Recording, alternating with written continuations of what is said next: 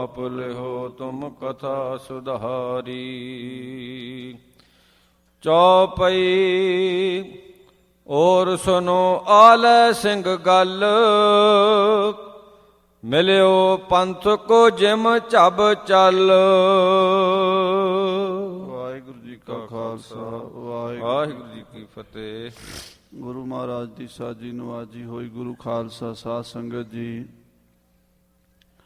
ਗੁਰੂ ਸਾਹਿਬਾਨ ਦੀ ਪਵਿੱਤਰ ਪਾਵਨ ਹਜ਼ੂਰੀ ਦੇ ਵਿੱਚ ਸ਼ਾਮਾਂ ਦੇ ਦੀਵਾਨ ਸਜਦੇ ਹਨ ਔਰ ਪਿਛਲੇ ਕਾਫੀ ਸਮੇਂ ਤੋਂ ਸਤਿਗੁਰੂ ਜੀ ਦਾਸ ਦੇ ਸਰੀਰ ਤੋਂ ਕਥਾ ਦੀ ਸੇਵਾ ਲੈ ਰਹੇ ਹਨ।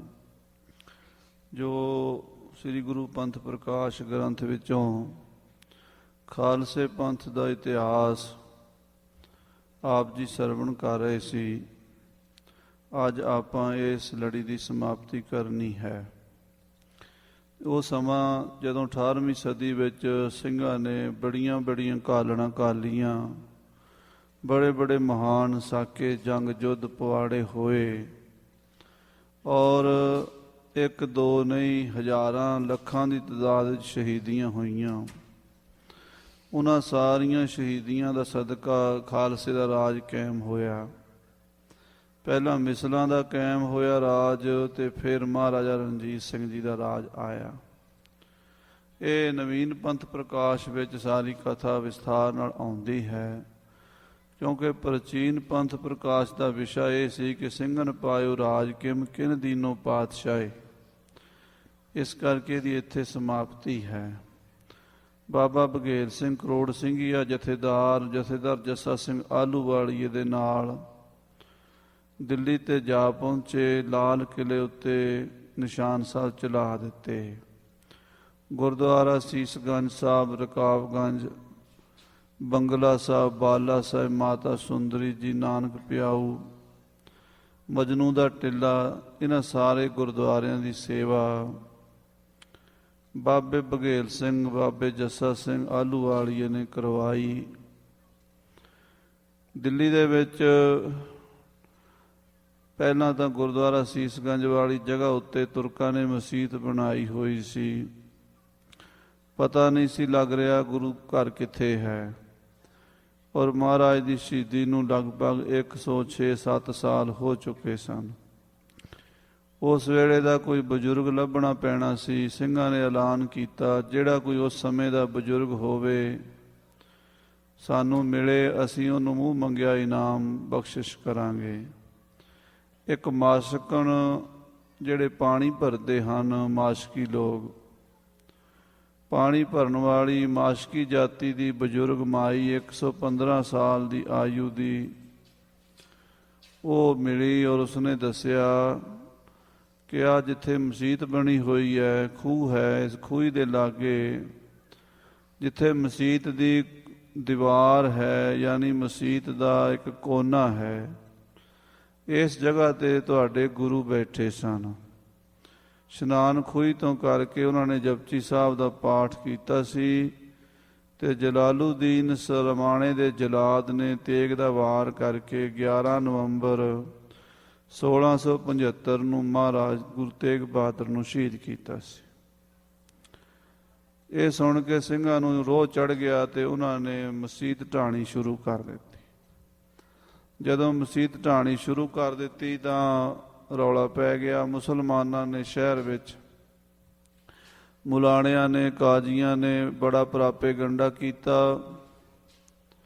ਔਰ ਬਹੁਤ ਰੌਲਾ ਪਿਆ। ਬਾਦਸ਼ਾਹ ਨੂੰ ਮਜਬੂਰ ਕਰ ਦਿੱਤਾ ਕਿ ਤੂੰ ਮੁਸਲਮਾਨ ਹੋ ਕੇ ਮਸੀਤ ਢਵਾ ਰਿਹਾ ਹੈ, ਕਾਫਰਾਂ ਦੀ ਮਦਦ ਕਰ ਰਿਹਾ ਹੈ। ਬਾਦਸ਼ਾਹ ਦੋਵੇਂ ਪਾਸਿਓਂ ਫਸਿਆ ਸੀ, ਸਿੰਘਾਂ ਤੋਂ ਵੀ ਡਰ ਸੀ ਔਰ ਉੱਧਰੋਂ ਮੁਲਾਣਿਆਂ ਤੋਂ ਵੀ।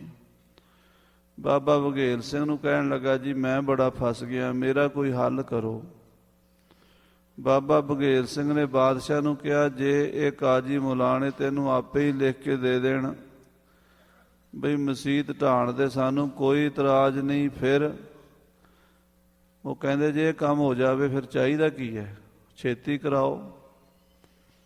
ਬਾਬਾ ਜੀ ਨੇ 100 ਸਿੰਘਾਂ ਦੇ ਜਥੇ ਬਣਾਏ ਗੱਭਰੂ ਨੌਜਵਾਨ ਸਿੰਘਾਂ ਨੇ ਜਥੇ ਬਣਾ ਲਏ ਤੇ ਰਾਤ ਨੂੰ ਉਹਨਾਂ ਕਾਜ਼ੀਆਂ ਮੁਲਾਣਿਆਂ ਦੇ ਘਰਾਂ ਤੇ ਜਾ ਕੇ ਕਬਜ਼ਾ ਕਰ ਲਿਆ। ਸੁੱਤੇ ਪਏ ਦੱਬ ਲਏ। ਧੌਣਾ ਦੇ ਤੇਗਾਂ ਰੱਖ ਕੇ ਉਹਨਾਂ ਕੋਲੋਂ ਲਿਖਵਾ ਲਿਆ ਵੀ ਸਾਨੂੰ ਮਸੀਤ ਢਾਣ ਵਿੱਚ ਤੇ ਗੁਰੂ ਘਰ ਬਣਾਉਣ 'ਚ ਕੋਈ ਇਤਰਾਜ਼ ਨਹੀਂ। ਉਹਨਾਂ ਨੇ ਡਰਦਿਆਂ ਨੇ ਲਿਖ ਦਿੱਤਾ। ਸਾਰਿਆਂ ਦੀ ਫਾਈਲ ਬਣਾ ਕੇ ਸਵੇਰੇ ਬਾਦਸ਼ਾਹ ਦੇ ਅੱਗੇ ਰੱਖ ਦਿੱਤੀ ਤੇ ਗੌਰ ਅਲੀ ਬਾਦਸ਼ਾਹ ਸ਼ਾਹ ਆਲਮ ਨੇ ਜਦੋਂ ਕਾਜ਼ੀ ਮੁਲਾਣਿਆਂ ਦੀ ਉਹਨਾਂ ਦੇ ਹੱਥ ਵੱਢੇ ਗਏ, ਫਿਰ ਕਿਹਨੇ ਰੋਕਣਾ ਸੀ, ਰੌਲਾ ਪਾਉਣਾ ਸੀ। ਮਸੀਤ ਢਾਹ ਕੇ ਗੁਰਦੁਆਰਾ ਸੀਸਗੰਜ ਬਣਾ ਦਿੱਤਾ ਗਿਆ। ਇਸੇ ਤਰ੍ਹਾਂ ਰਕਾਬਗੰਜ ਵਾਲੀ ਥਾਂ ਤੇ ਵੀ ਮਸੀਤ ਬਣਾਈ ਹੋਈ ਸੀ, ਉਹ ਵੀ ਸਿੰਘਾਂ ਨੇ ਢਾਹ ਕੇ ਗੁਰਦੁਆਰਾ ਬਣਾਇਆ। ਬੰਗਲਾ ਸਾਹਿਬ, ਬਾਲਾ ਸਾਹਿਬ ਗੁਰਦੁਆਰੇ ਦਿੱਲੀ 'ਚ ਕਾਇਮ ਕੀਤੇ, ਦਿੱਲੀ ਫਤਿਹ ਕੀਤੀ। ਪਰ ਉਸ ਵੇਲੇ ਖਾਲਸਾ ਤਿਆਗੀ ਬਿਰਤੀ ਵਾਲਾ ਸੀ। ਸ਼ਮਰੂ ਦੀ ਬੇਗਮ ਬਾਬੇ ਬਘੇਲ ਸਿੰਘ ਦੀ ਭੈਣ ਬਣੀ ਹੋਈ ਸੀ। ਉਹਨੇ ਆ ਕੇ ਬੇਨਤੀ ਕੀਤੀ, ਖਾਲਸਾ ਜੀ, ਬਾਦਸ਼ਾਹ ਖਾਲਸੇ ਦਾ ਰਿਣੀ ਰਹਿਣਾ ਚਾਹੁੰਦਾ ਹੈ, ਇਹਨੂੰ ਕਿਰਪਾ ਕਰਕੇ ਰਾਜ ਬਖਸ਼ ਦਿਓ। ਸਿੰਘ ਦਿੱਲੀ ਛੱਡ ਆਏ ਸਨ। ਕਈ ਵਾਰੀ ਸਿੰਘਾਂ ਨੇ ਦਿੱਲੀ ਫਤਿਹ ਕੀਤੀ ਤੇ ਕਈ ਵਾਰੀ ਛੱਡੀ। ਉਦੋਂ ਇਹ ਕਹਾਵਤ ਬਣ ਗਈ ਸੀ, ਜਿਹੋ ਜੀ ਬਿੱਲੀ ਮਾਰੀ ਉਹੋ ਜੀ ਦਿੱਲੀ ਮਾਰੀ। ਰਾਜ ਨੂੰ, ਤਾਜ ਤਖਤਾਂ ਨੂੰ ਠੋਕਰ ਮਾਰ ਕੇ ਕਈ ਵਾਰੀ ਰਾਜ ਖੋਹ ਕੇ ਛੱਡ ਦਿੰਦੇ, ਇੰਨੇ ਬੇਪਰਵਾਹ ਸਿੰਘ ਸਨ। ਔਰ ਇਸੇ ਸਮੇਂ ਹੀ ਪਟਿਆਲੇ ਦੇ ਰਾਜੇ ਸਰਦਾਰ ਆਲਾ ਸਿੰਘ ਜੀ, ਉਹਨਾਂ ਨੇ ਵੀ ਸਿੰਘਾਂ ਨਾਲ ਸੁਲ੍ਹਾ ਸਫਾਈ ਕੀਤੀ, ਕਿਉਂਕਿ ਪਹਿਲਾਂ ਅਬਦਾਲੀ ਨਾਲ ਰਲ ਕੇ ਇੱਕ ਵਾਰੀ ਉਹਦੀ ਈਨ ਮੰਨ ਬੈਠੇ ਸਨ। ਉਹਦੇ ਕਰਕੇ ਇਹਨਾਂ ਨੂੰ ਤਨਖਾਹ ਲੱਗੀ ਖਾਲਸੇ ਪੰਥ ਵੱਲੋਂ। ਬਾਬਾ ਜੱਸਾ ਸਿੰਘ ਜੀ ਨੇ ਫਿਰ ਇਹਨਾਂ ਨੂੰ ਆਪਸ ਵਿੱਚ ਰਲਾਇਆ। ਉਹ ਕਥਾ ਅੱਜ ਦੇ ਪ੍ਰਕਰਣਾਂ ਵਿੱਚ ਅਖੀਰਲਾ ਪ੍ਰਕਰਣ ਆਪਾਂ ਸਰਵਣ ਕਰੀਏ, ਫਿਰ ਸਮਾਪਤੀ ਕਰੀਏ ਜੀ। ਸਾਰੀ ਸੰਗਤ ਪਿਆਰ ਨਾਲ ਆਖੋ ਸਤਿਨਾਮ ਸ੍ਰੀ ਵਾਹਿਗੁਰੂ ਸਾਹਿਬ ਜੀ। ਸਤਿਨਾਮ ਸ੍ਰੀ ਵਾਹਿਗੁਰੂ ਸਾਹਿਬ ਜੀ। ਚੌਪਈ ਔਰ ਸੁਨੋ ਆਲਾ ਸਿੰਘ ਗੱਲ। ਆਲਾ ਸਿੰਘ ਪਟਿਆਲੇ ਦੇ ਰਾਜੇ ਦੀ ਗੱਲ ਸੁਣੋ। ਮਿਲਿਓ ਪੰਥ ਕੋ ਜਿਮ ਝਬ ਚੱਲ। ਉਹ ਬੜੀ ਛੇਤੀ ਨਾਲ ਖਾਲਸੇ ਪੰਥ ਦੇ ਨਾਲ ਰਲ ਗਿਆ, ਪੰਥ ਨੂੰ ਮਿਲਿਆ ਤੇ ਭਰਾ ਭਰਾਵਾਂ ਦੇ ਜਿਵੇਂ ਹੁਣ ਕਹਾਵਤ ਚਲੀ ਆਉਂਦੀ ਹੈ, ਸਿੰਘ ਫਿਰ ਇਕੱਠੇ ਹੋ ਗਏ।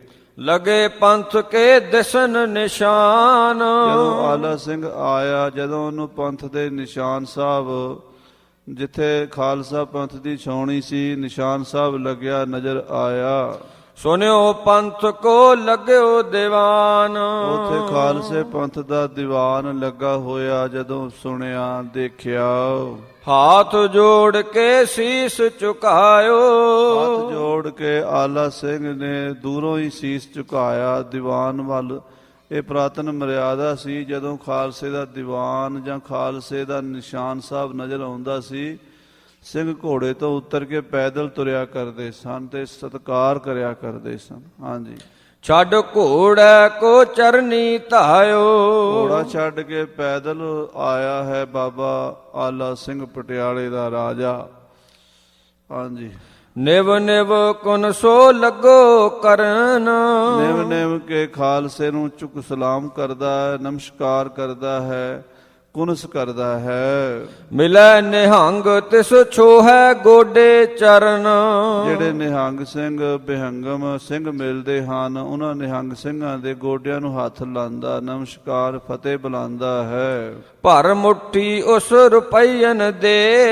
ਕੋਈ ਵੀ ਨਿਹੰਗ ਸਿੰਘ ਫੌਜ ਬਿਹੰਗਮ ਮਿਲਦਾ, ਇੱਕ ਮੁੱਠੀ ਭਰ ਕੇ ਰੁਪਈਆਂ ਦੀ ਬਿਨਾਂ ਗਿਣਿਆ ਸਿੰਘਾਂ ਨੂੰ ਅਰਦਾਸੇ ਕਰਾਂਦਾ ਹੈ। ਕਰਵਾਏ ਅਰਦਾਸ ਔਰ ਖੁਸ਼ੀਆਂ ਲੇ। ਸਿੰਘਾਂ ਨੂੰ ਮਾਇਆ ਅਰਦਾਸ ਕਰਾ ਕੇ ਮਹਾਰਾਜਾ ਆਲਾ ਸਿੰਘ ਖੁਸ਼ੀਆਂ ਲੈ ਰਿਹਾ ਹੈ। ਖਾਲਸੇ ਪੰਥ ਦੀ ਭਾਵਨਾ ਬੜੀ ਰੱਖਦਾ ਸੀ ਰਾਜਾ, ਕਿਉਂਕਿ ਇਹਦੇ ਵੱਡੇ ਵਡੇਰੇ ਬਾਬਾ ਫੂਲ ਸਾਹਿਬ ਜੀ ਨੇ ਸਤਿਗੁਰੂ ਹਰਿਰਾਏ ਸਾਹਿਬ ਜੀ ਮਹਾਰਾਜ ਤੋਂ ਬਖਸ਼ਿਸ਼ ਪ੍ਰਾਪਤ ਕੀਤੀ ਸੀ। ਸਿੱਖੀ ਧਾਰਨ ਕਰਕੇ ਰਾਜ ਭਾਗ ਦਾ ਵਰ ਲਿਆ ਸੀਗਾ। ਫਿਰ 10ਵੇਂ ਪਾਤਸ਼ਾਹ ਸ੍ਰੀ ਗੁਰੂ ਗੋਬਿੰਦ ਸਿੰਘ ਸਾਹਿਬ ਜਦੋਂ ਸਾਬੋ ਕੀ ਤਲਵੰਡੀ ਬਿਰਾਜੇ ਹੋਏ ਸਨ ਤਾਂ ਇਹਨਾਂ ਦੇ ਵੱਡੇ ਰਾਮ ਸਿੰਘ ਤਰਲੋਕ ਸਿੰਘ ਨੇ ਅੰਮ੍ਰਿਤ ਖੰਡੇ ਦਾ ਛਕ ਕੇ ਸਿੱਖੀ ਧਾਰਨ ਕੀਤੀ ਸੀ।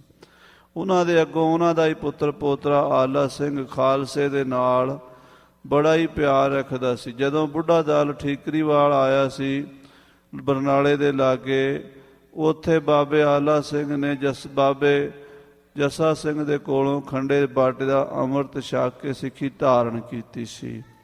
ਸੋ ਇਸ ਕਰਕੇ ਬਾਬਾ ਆਲਾ ਸਿੰਘ ਜੀ ਪੰਥ ਦੀ ਮਰਜ਼ਾਦਾ ਨੂੰ ਚੰਗੀ ਤਰ੍ਹਾਂ ਸਮਝਦੇ ਹਨ। ਬਿਅੰਗਮ ਨਿਹੰਗ ਸਿੰਘਾਂ ਨੂੰ ਮਾਇਆ ਦੇ ਗੱਫੇ ਦੇ ਕੇ ਖੁਸ਼ੀਆਂ ਲੈ ਰਹੇ ਹਨ। ਘੋੜੋ ਮੁਇਓ ਜੇ ਨਿਹੰਗ ਜੁਧਾਏ। ਜੇ ਕਿਸੇ ਨਿਹੰਗ ਸਿੰਘ ਦਾ ਘੋੜਾ ਮਰ ਗਿਆ ਹੋਵੇ, ਸ਼ਹੀਦ ਹੋ ਗਿਆ ਹੋਵੇ ਜੰਗ ਵਿੱਚ, ਜਾਂ ਬੁੱਢਾ ਘੋੜਾ ਹੋਵੇ ਕਿਸੇ ਦਾ, ਉਹਨੂੰ ਨਵਾਂ ਘੋੜਾ ਆਲਾ ਸਿੰਘ ਦਿੰਦਾ ਹੈ।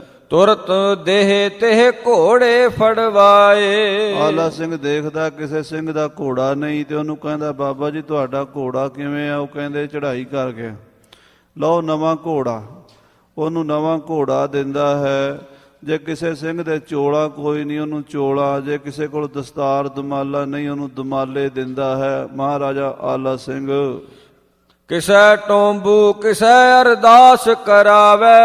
ਕਿਸੇ ਨੂੰ ਨਗਦ ਮਾਇਆ ਦੇ ਦਿੰਦਾ ਤੇ ਕਿਸੇ ਨੂੰ ਟੋਂਬੂ ਲੈ ਕੇ, ਜਿਆਦੀ ਮਾਇਆ ਦੇਣੀ ਹੋਵੇ ਨਾ, ਕਿਸੇ ਨੂੰ ਲੋੜ ਹੋਵੇ ਵੀ ਮੈਨੂੰ ਮਾਇਆ ਚਾਹੀਦੀ ਹੈ, ਤੇ ਉਹ ਹੁੰਡੀ ਕਰ ਦਿੰਦਾ ਵੀ ਜਾਓ ਬਾਬਾ ਜੀ ਆ ਲਓ ਮਾਇਆ। ਤੁਸੀਂ ਆਪਣਾ ਕੋਈ ਕੰਮ, ਕਿਸੇ ਨੇ ਆਪਣੀ ਬੇਟੀ ਦਾ ਵਿਆਹ ਕਰਨਾ ਹੋਵੇ ਜਾਂ ਕਿਸੇ ਸਿੰਘ ਦਾ ਕੋਈ ਹੋਰ ਕਾਰਜ ਮਾਇਆ ਨਾਲ ਚੱਲਣ ਵਾਲਾ ਹੋਵੇ, ਉਹਨੂੰ ਸਮਝੋ ਜਿਵੇਂ ਅੱਜ ਕੱਲ੍ਹ ਚੈੱਕ ਬਣਾ ਦਿੰਦੇ ਆ, ਉਦੋਂ ਉਹਨੂੰ ਟੋਂਬੂ ਕਹਿੰਦੇ ਸਨ। ਟੋਂਬੂ ਭਰ ਦਿੰਦਾ ਹੈ, ਹੁੰਡੀ ਕਰ ਦਿੰਦਾ ਹੈ, ਤੇ ਕਿਸੇ ਨੂੰ ਨਗਦ ਮਾਇਆ ਅਰਦਾਸੇ ਕਰਾਂਦਾ ਹੈ। ਰਸਤੇ ਮਿਲੈ ਸੋ ਇਮ ਪਰਚਾਵੇ। ਬਾਬਾ ਆਲਾ ਸਿੰਘ ਖਾਲਸੇ ਪੰਥ ਦੇ ਦੀਵਾਨ ਵੱਲ ਤੁਰਿਆ ਆ ਰਿਹਾ ਹੈ, ਤੇ ਰਸਤੇ ਜਿੰਨੀਆਂ ਫੌਜਾਂ ਮਿਲ ਰਹੀਆਂ ਨੇ, ਖਾਲਸਾ ਫੌਜਾਂ, ਉਹਨਾਂ ਨੂੰ ਖੁਸ਼ ਕਰਨ ਤੇ ਲੱਗਾ ਹੋਇਆ ਹੈ। ਅੱਗੇ ਆਇਓ ਦੀਵਾਨ ਸੁਨੇਰਾ। ਅੱਗੇ ਖਾਲਸੇ ਦਾ ਦੀਵਾਨ, ਜਿੱਥੇ ਸਿੰਘਾਂ ਦਾ ਦੀਵਾਨ ਲੱਗਾ ਹੋਇਆ ਸੀ, ਪੰਥ ਖਾਲਸਾ ਸਾਰੀਆਂ ਜਥੇਬੰਦੀਆਂ ਸਿੰਘਾਂ ਦੀਆਂ ਬੈਠੀਆਂ ਸਨ। ਉੱਥੇ ਮਹਾਰਾਜਾ ਆਲਾ ਸਿੰਘ ਪਟਿਆਲਾ ਪਤੀ ਆ ਗਿਆ। ਪੱਗ ਤੇ ਲਾਹੇ ਜੋੜੋ ਤਹਿ ਗੇਰੇ। ਮਹਾਰਾਜੇ ਆਲਾ ਸਿੰਘ ਨੇ ਖਾਲਸੇ ਦੇ ਦੀਵਾਨ 'ਚ ਵੜਨ ਤੋਂ ਪਹਿਲਾਂ ਪੈਰਾਂ 'ਚੋਂ ਜੋੜੇ ਲਾਹ ਕੇ ਪਰੇ ਰੱਖ ਦਿੱਤੇ। ਦੋਹਰਾ ਢੁੱਕ ਢੁੱਕ ਕੁਨ ਸੋ ਬਹੁ ਕਰੈ, ਸੋ ਪਹੁੰਚਿਓ ਪੰਥ ਹਜੂਰ। ਸਿੰਘਾਂ ਨੂੰ ਝੁਕ ਝੁਕ ਕੇ ਫਤਿਹ ਗਜਾਂਦਾ ਹੈ, ਸਾਰੇ ਖਾਲਸੇ ਨੂੰ ਗੁਰੂ ਦਾ ਰੂਪ ਸਮਝ ਕੇ, ਕਿਉਂਕਿ ਪੰਥ ਖਾਲਸਾ ਮਹਾਰਾਜ ਦਾ ਰੂਪ ਹੈ। ਸਿੰਘ ਪੰਚਨ ਮੈਂ ਮੇਰੋ ਵਾਸਾ, ਮਹਾਰਾਜ ਨੇ ਆਪਣੇ ਖਾਲਸੇ 'ਚ ਵਾਸਾ ਕੀਤਾ। ਖਾਲਸਾ ਮੇਰੋ ਰੂਪ ਹੈ ਖਾਸ, ਖਾਲਸੇ ਮੈਂ ਹੋ ਕਰੋ ਨਿਵਾਸ। ਝੁਕ ਝੁਕ ਕੇ ਪੰਥ ਨੂੰ ਫਤਿਹ ਗਜਾਂਦਾ, ਗੁਰੂ ਦਾ ਰੂਪ ਸਮਝ ਕੇ ਮਹਾਰਾਜਾ ਆਲਾ ਸਿੰਘ ਸਿੰਘਾਂ ਦੇ ਦੀਵਾਨ 'ਚ ਆਇਆ ਹੈ। ਹਾਥ ਜੋੜ ਸਿਰ ਪੱਗ ਧਰੇ, ਗੁਰ ਫਤਿਹ ਬੋਲਿਓ ਮੁਖ ਪੂਰ। ਸਾਧ ਸੰਗਤ ਜੀ ਹੱਥ ਜੋੜ ਕੇ ਸਮੂਹ ਖਾਲਸੇ ਨੂੰ ਗੁਰੂ ਕੀ ਫਤਿਹ, ਵਾਹਿਗੁਰੂ ਜੀ ਕਾ ਖਾਲਸਾ ਵਾਹਿਗੁਰੂ ਜੀ ਕੀ ਫਤਿਹ ਬੁਲਾਈ ਹੈ, ਤੇ ਨਮਸਕਾਰ ਸਤਿਗੁਰੂ ਜੀ ਦੇ ਸਰੂਪ ਨੂੰ ਕਰਕੇ ਬੈਠ ਗਿਆ ਹੈ। ਚੌਪਈ ਸ੍ਰੀ ਵਾਹਿਗੁਰੂ ਕਹਿ ਫਤਿਹ ਬੁਲਾਈ। ਸ੍ਰੀ ਵਾਹਿਗੁਰੂ ਜੀ ਕੀ ਫਤਿਹ ਗੱਜ ਕੇ ਖਾਲਸੇ ਦੇ ਦੀਵਾਨ ਵਿੱਚ ਮਹਾਰਾਜੇ ਆਲਾ ਸਿੰਘ ਨੇ ਬੁਲਾਈ ਹੈ। ਅੱਗਿਓਂ ਪੰਥ ਸਭ ਬੋਲ ਮਨਾਈ। ਅੱਗੋਂ ਖਾਲਸੇ ਪੰਥ ਨੇ ਵੀ ਖੁਸ਼ੀ ਦੇ ਨਾਲ ਉਹਦੀ ਫਤਿਹ ਦਾ ਜਵਾਬ ਦਿੱਤਾ ਹੈ। ਘੜੀ ਕੋ ਆਲੋ ਸਿੰਘ ਰੱਖਿਓ ਖੜਵਾਏ। ਉਸ ਵੇਲੇ ਬੁੱਢੇ ਦਲ ਦੀ ਪੰਥ ਦੀ ਮਰਜ਼ਾਦਾ ਇਹ ਹੁੰਦੀ ਸੀ, ਜਿਹੜਾ ਵੀ ਸਿੱਖ ਇੱਕ ਜਾਂ 2 ਦਿਨ ਜਾਂ ਇੱਕ ਰਾਤ ਕਿਤੇ ਬਾਹਰ ਰਹਿ ਕੇ ਆਉਂਦਾ ਸੀ, ਇੱਕ ਰਾਤ ਤੋਂ ਜ਼ਿਆਦਾ ਕੋਈ ਬਾਹਰ ਰਹਿੰਦਾ ਸੀ, ਉਹਨੂੰ ਲਿਆ ਕੇ ਜਦੋਂ ਵਾਪਸ ਆਉਂਦਾ ਸੀ ਤਾਂ ਇੱਕ ਘੜੀ ਉਹਨੂੰ ਪੰਥ ਦੇ ਵਿੱਚ ਖਲੋ ਕੇ ਤਨਖਾਹ ਲਵਾਉਣੀ ਪੈਂਦੀ ਸੀ। ਯਾਨੀ ਜ਼ਿਆਦਾਤਰ ਇਹ ਹੁੰਦਾ ਹੈ ਵੀ ਇੱਕ ਤਾਂ ਸਿੰਘ ਇਕੱਠੇ ਰਹਿਣ, ਬਾਹਰ ਜਾਣ ਨਾਲ ਜਾਨੀ ਮਾਲੀ ਨੁਕਸਾਨ ਹੋਣ ਦਾ ਖਤਰਾ ਹੁੰਦਾ ਸੀ। ਇੱਕ ਜਥੇਬੰਦੀ ਕਮਜ਼ੋਰ ਹੁੰਦੀ, ਜੇ ਸਾਰੇ ਛੁੱਟੀਆਂ ਲੈ ਕੇ ਜਾਣਗੇ ਤੇ ਫੌਜ ਕੀ ਕਰੇਗੀ? ਫੌਜ ਘਟ ਜਾਏਗੀ। ਪੁਰਾਣੇ ਸਿੰਘਾਂ ਨੇ ਬੜੇ ਨਿਯਮ ਪੱਕੇ ਥਾਪੇ ਹੋਏ ਸਨ। ਸੋ ਛੇਤੀ ਕੀਤਿਆਂ ਕੋਈ ਬੰਦਾ ਕੰਮ ਛੁੱਟੀ ਜਾਂਦਾ ਨਹੀਂ ਸੀ, ਜੇ ਜਾਣਾ ਪੈਂਦਾ ਸੀ ਤੇ ਆ ਕੇ ਉਹ ਪੰਥ ਦੀ ਮਰਿਆਦਾ ਅਨੁਸਾਰ ਇੱਕ ਘੜੀ ਖੜ ਕੇ ਤਨਖਾਹ ਲਵਾਉਂਦਾ ਸੀ। ਭਾਵੇਂ ਕੋਈ ਗਰੀਬ ਹੋਵੇ ਭਾਵੇਂ ਅਮੀਰ ਹੋਵੇ, ਸ਼ਰਤ ਇੱਕੋ ਹੀ ਸੀ। ਮਹਾਰਾਜਾ ਆਲਾ ਸਿੰਘ ਕਿਉਂਕਿ ਬਾਹਰ ਰਹਿੰਦਾ ਸੀ, ਪੰਥ ਵਿੱਚ ਨਹੀਂ ਸੀ ਰਹਿੰਦਾ, ਜਦੋਂ ਆਲਾ ਸਿੰਘ ਖਾਲਸੇ ਦੇ ਦੀਵਾਨ 'ਚ ਆਇਆ, ਇੱਕ ਘੜੀ ਖੜਾ ਰਹਿ ਕੇ ਉਹਨੇ ਤਨਖਾਹ ਲਵਾਈ ਹੈ। ਹੁਤੀ ਰੀਤ ਜਿਮਤੀ ਪੰਥੇ ਮਾਹੇ। ਜੋ ਖਾਲਸੇ ਪੰਥ ਵਿੱਚ ਰੀਤੀ ਹੁੰਦੀ ਸੀ, ਮਰਜ਼ਾਦਾ ਹੁੰਦੀ ਸੀ, ਇੱਕ ਘੜੀ ਖੜੇ ਕਰਕੇ ਰੱਖਣ ਦੀ, ਆਲਾ ਸਿੰਘ ਤੇ ਵੀ ਉਹ ਸ਼ਰਤ ਲਾਗੂ ਹੋਈ ਹੈ। ਉਹ ਵੀ ਸਿੰਘਾਂ ਦੇ ਦੀਵਾਨ 'ਚ ਇਸ ਤਰ੍ਹਾਂ ਹੱਥ ਜੋੜ ਕੇ ਇੱਕ ਘੜੀ ਖੜਾ ਰਿਹਾ ਹੈ। ਹੁਤੀ ਮੋਹਰ ਪੰਥ ਆਲੇ ਜਿਮ ਆਲੇ ਸਿੰਘ ਪਾਸ। ਜੋ ਆਲਾ ਸਿੰਘ ਦੇ ਕੋਲ ਪੰਥ ਦੀ ਮੋਹਰ ਉਮਾਨਤ ਸੀ।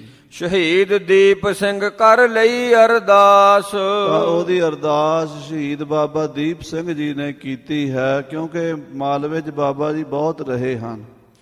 ਬਾਬਾ ਦੀਪ ਸਿੰਘ ਜੀ, ਸਾਧ ਸੰਗਤ ਜੀ, ਦਮਦਮੇ ਸਾਹਿਬ ਬਹੁਤ ਲੰਮਾ ਸਮਾਂ ਉਹਨਾਂ ਨੇ ਗੁਜ਼ਾਰਿਆ। ਜਨਮ ਤਾਂ ਉਹਨਾਂ ਦਾ ਪਹੂ ਪਿੰਡ ਮਾਝੇ ਦਾ ਸੀਗਾ, ਪਰ ਜ਼ਿਆਦਾਤਰ ਨਿਵਾਸ ਉਹਨਾਂ ਨੇ ਰੱਖਿਆ ਇਹ ਦਮਦਮੇ ਸਾਹਿਬ, ਸਾਬੋ ਕੀ ਤਲਵੰਡੀ। ਇੱਥੇ ਹੀ ਗੁਰੂ ਗ੍ਰੰਥ ਸਾਹਿਬ ਦੇ ਸਰੂਪ ਲਿਖਦੇ ਸਨ। ਇੱਥੋਂ ਹੀ ਉਹ ਸ਼ਹੀਦੀ ਪਾਉਣ ਲਈ ਅੰਮ੍ਰਿਤਸਰ ਗਏ ਸਨ। ਸੋ ਜਦੋਂ ਕੋਈ ਵੱਡਾ ਪੰਥ ਖਾਲਸੇ ਦਾ ਇਕੱਠ ਹੁੰਦਾ ਸੀ, ਉਹ ਵਿੱਚ ਹਾਜ਼ਰ ਹੁੰਦੇ ਸਨ। ਤੇ ਜਦੋਂ ਉਹ ਬੈਠੇ ਹੁੰਦੇ ਸਨ, ਉਦੋਂ ਬਾਬੇ ਜੱਸਾ ਸਿੰਘ ਵਰਗੇ ਜਥੇਦਾਰ ਵੀ ਜਿਹੜੇ ਹਨ, ਉਹਨਾਂ ਨੂੰ ਵਡਿਆਈ ਦਿੰਦੇ ਹੁੰਦੇ ਸਨ ਕਿ ਬਾਬਾ ਦੀਪ ਸਿੰਘ ਜੀ ਸਾਰਿਆਂ ਤੋਂ ਬਜ਼ੁਰਗ ਹਨ, ਸਿਆਣੇ ਹਨ। ਤੇ ਉਹ ਅਰਦਾਸ ਕਰਿਆ ਕਰਦੇ, ਕਿਸੇ ਦੀ ਤਨਖਾਹ ਲਾਉਣ ਦੀ ਅਰਦਾਸ ਜਿਹੜੀ ਹੈ ਉਹ ਬਾਬਾ ਜੀ ਕਰਿਆ ਕਰਦੇ ਸਨ ਪੰਥ ਦੇ ਵਿੱਚ। ਹਾਂਜੀ। ਬੋਹਰ ਆਲੇ ਸਿੰਘ ਦੇਗੇ ਧਰਵਾਏ। ਫਿਰ ਮਹਾਰਾਜੇ ਆਲਾ ਸਿੰਘ ਨੇ ਵੱਡੇ ਵੱਡੇ ਦੇਗੇ ਧਰਵਾ ਦਿੱਤੇ, ਲੰਗਰ ਪੱਕਣ ਲਾ ਦਿੱਤਾ।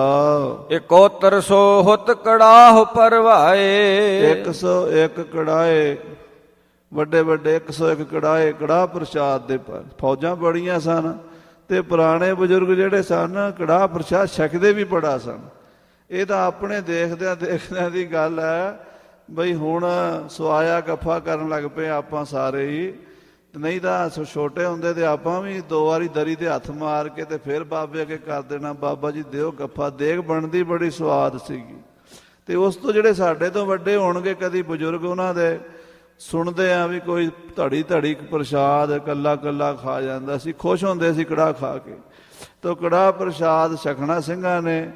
101 ਕੜਾਇਆ, ਵੱਡੇ ਵੱਡੇ ਕੜਾਏ 101 ਮਹਾਰਾਜਾ ਆਲਾ ਸਿੰਘ ਨੇ ਦੇਗਾਂ ਦੇ ਤਿਆਰ ਕਰਵਾਏ। ਨਿਹੰਗ ਗੁਰਬਖਸ਼ ਸਿੰਘ ਦਏ ਸੌਂ ਪਾਏ। ਬਾਬੇ ਗੁਰਬਖਸ਼ ਸਿੰਘ ਜੀ ਨਿਹੰਗ ਸਿੰਘ ਉਦੋਂ ਜਿਉਂਦੇ ਸਨ। ਪਿਛਲੀ ਗੱਲ ਸੁਣਾ ਰਹੇ ਨਾ ਮਹਾਰਾਜਾ ਆਲਾ ਸਿੰਘ ਦੀ ਸ਼ਹੀਦੀ, ਬਾਬੇ ਗੁਰਬਖਸ਼ ਸਿੰਘ ਤੇ ਬਾਬਾ ਦੀਪ ਸਿੰਘ ਦੇ ਹੋਣ ਦੇ ਸਮੇਂ ਦੀ ਇਹ ਗੱਲ ਹੈ। ਸੋ ਪਿਛਲੀ ਵਾਰ ਤਾਂ ਦੱਸ ਰਹੇ ਨੇ, ਕਹਿੰਦੇ ਨਿਹੰਗ ਗੁਰਬਖਸ਼ ਸਿੰਘ ਜੀ ਨੂੰ ਸਾਰੀਆਂ ਦੇਗਾਂ ਸੰਭਾਲ ਦਿੱਤੀਆਂ ਵੀ ਤੁਸੀਂ ਸਿੰਘਾਂ ਨੂੰ ਛਕਾਣੀਆਂ ਹਨ।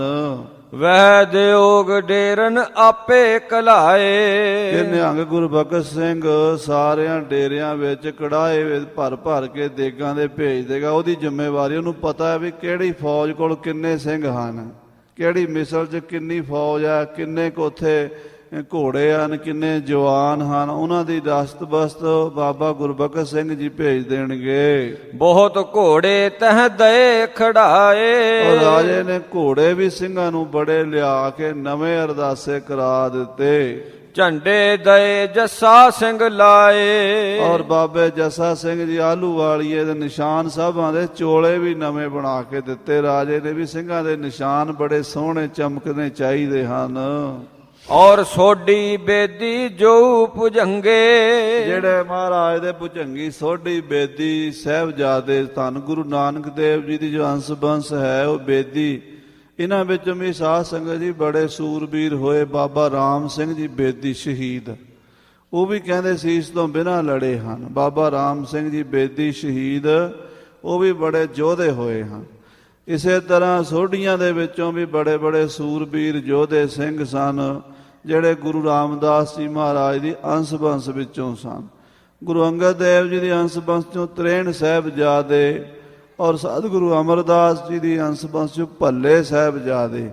ਇਹਨਾਂ ਦਾ ਸਤਿਕਾਰ ਪੰਥ ਵਿੱਚ ਬਹੁਤ ਜ਼ਿਆਦਾ ਹੁੰਦਾ ਸੀ ਗੁਰੂ ਅੰਸ਼ ਹੋਣ ਕਰਕੇ। ਹਾਂਜੀ, ਦਏ ਘੋੜੇ ਉਨ ਮੰਗਾਏ ਸੋ ਚੰਗੇ। ਉਹਨਾਂ ਨੂੰ ਚੰਗੇ ਚੰਗੇ ਘੋੜੇ ਮਹਾਰਾਜੇ ਆਲਾ ਸਿੰਘ ਨੇ ਅਰਦਾਸ ਕਰਾਏ ਸਨ ਵੀ ਇਹ ਗੁਰੂਆਂ ਦੀ ਅੰਸ਼ ਬੰਸ ਹੈ। ਚੈਨ ਸਿੰਘ ਜੀ ਹੁਤੋ ਭੁਜੰਗੀ। ਸਰਦਾਰ ਚੈਨ ਸਿੰਘ ਇੱਕ ਭੁਜੰਗੀ ਸਾਹਿਬ ਬਹੁਤ ਯੋਧਾ।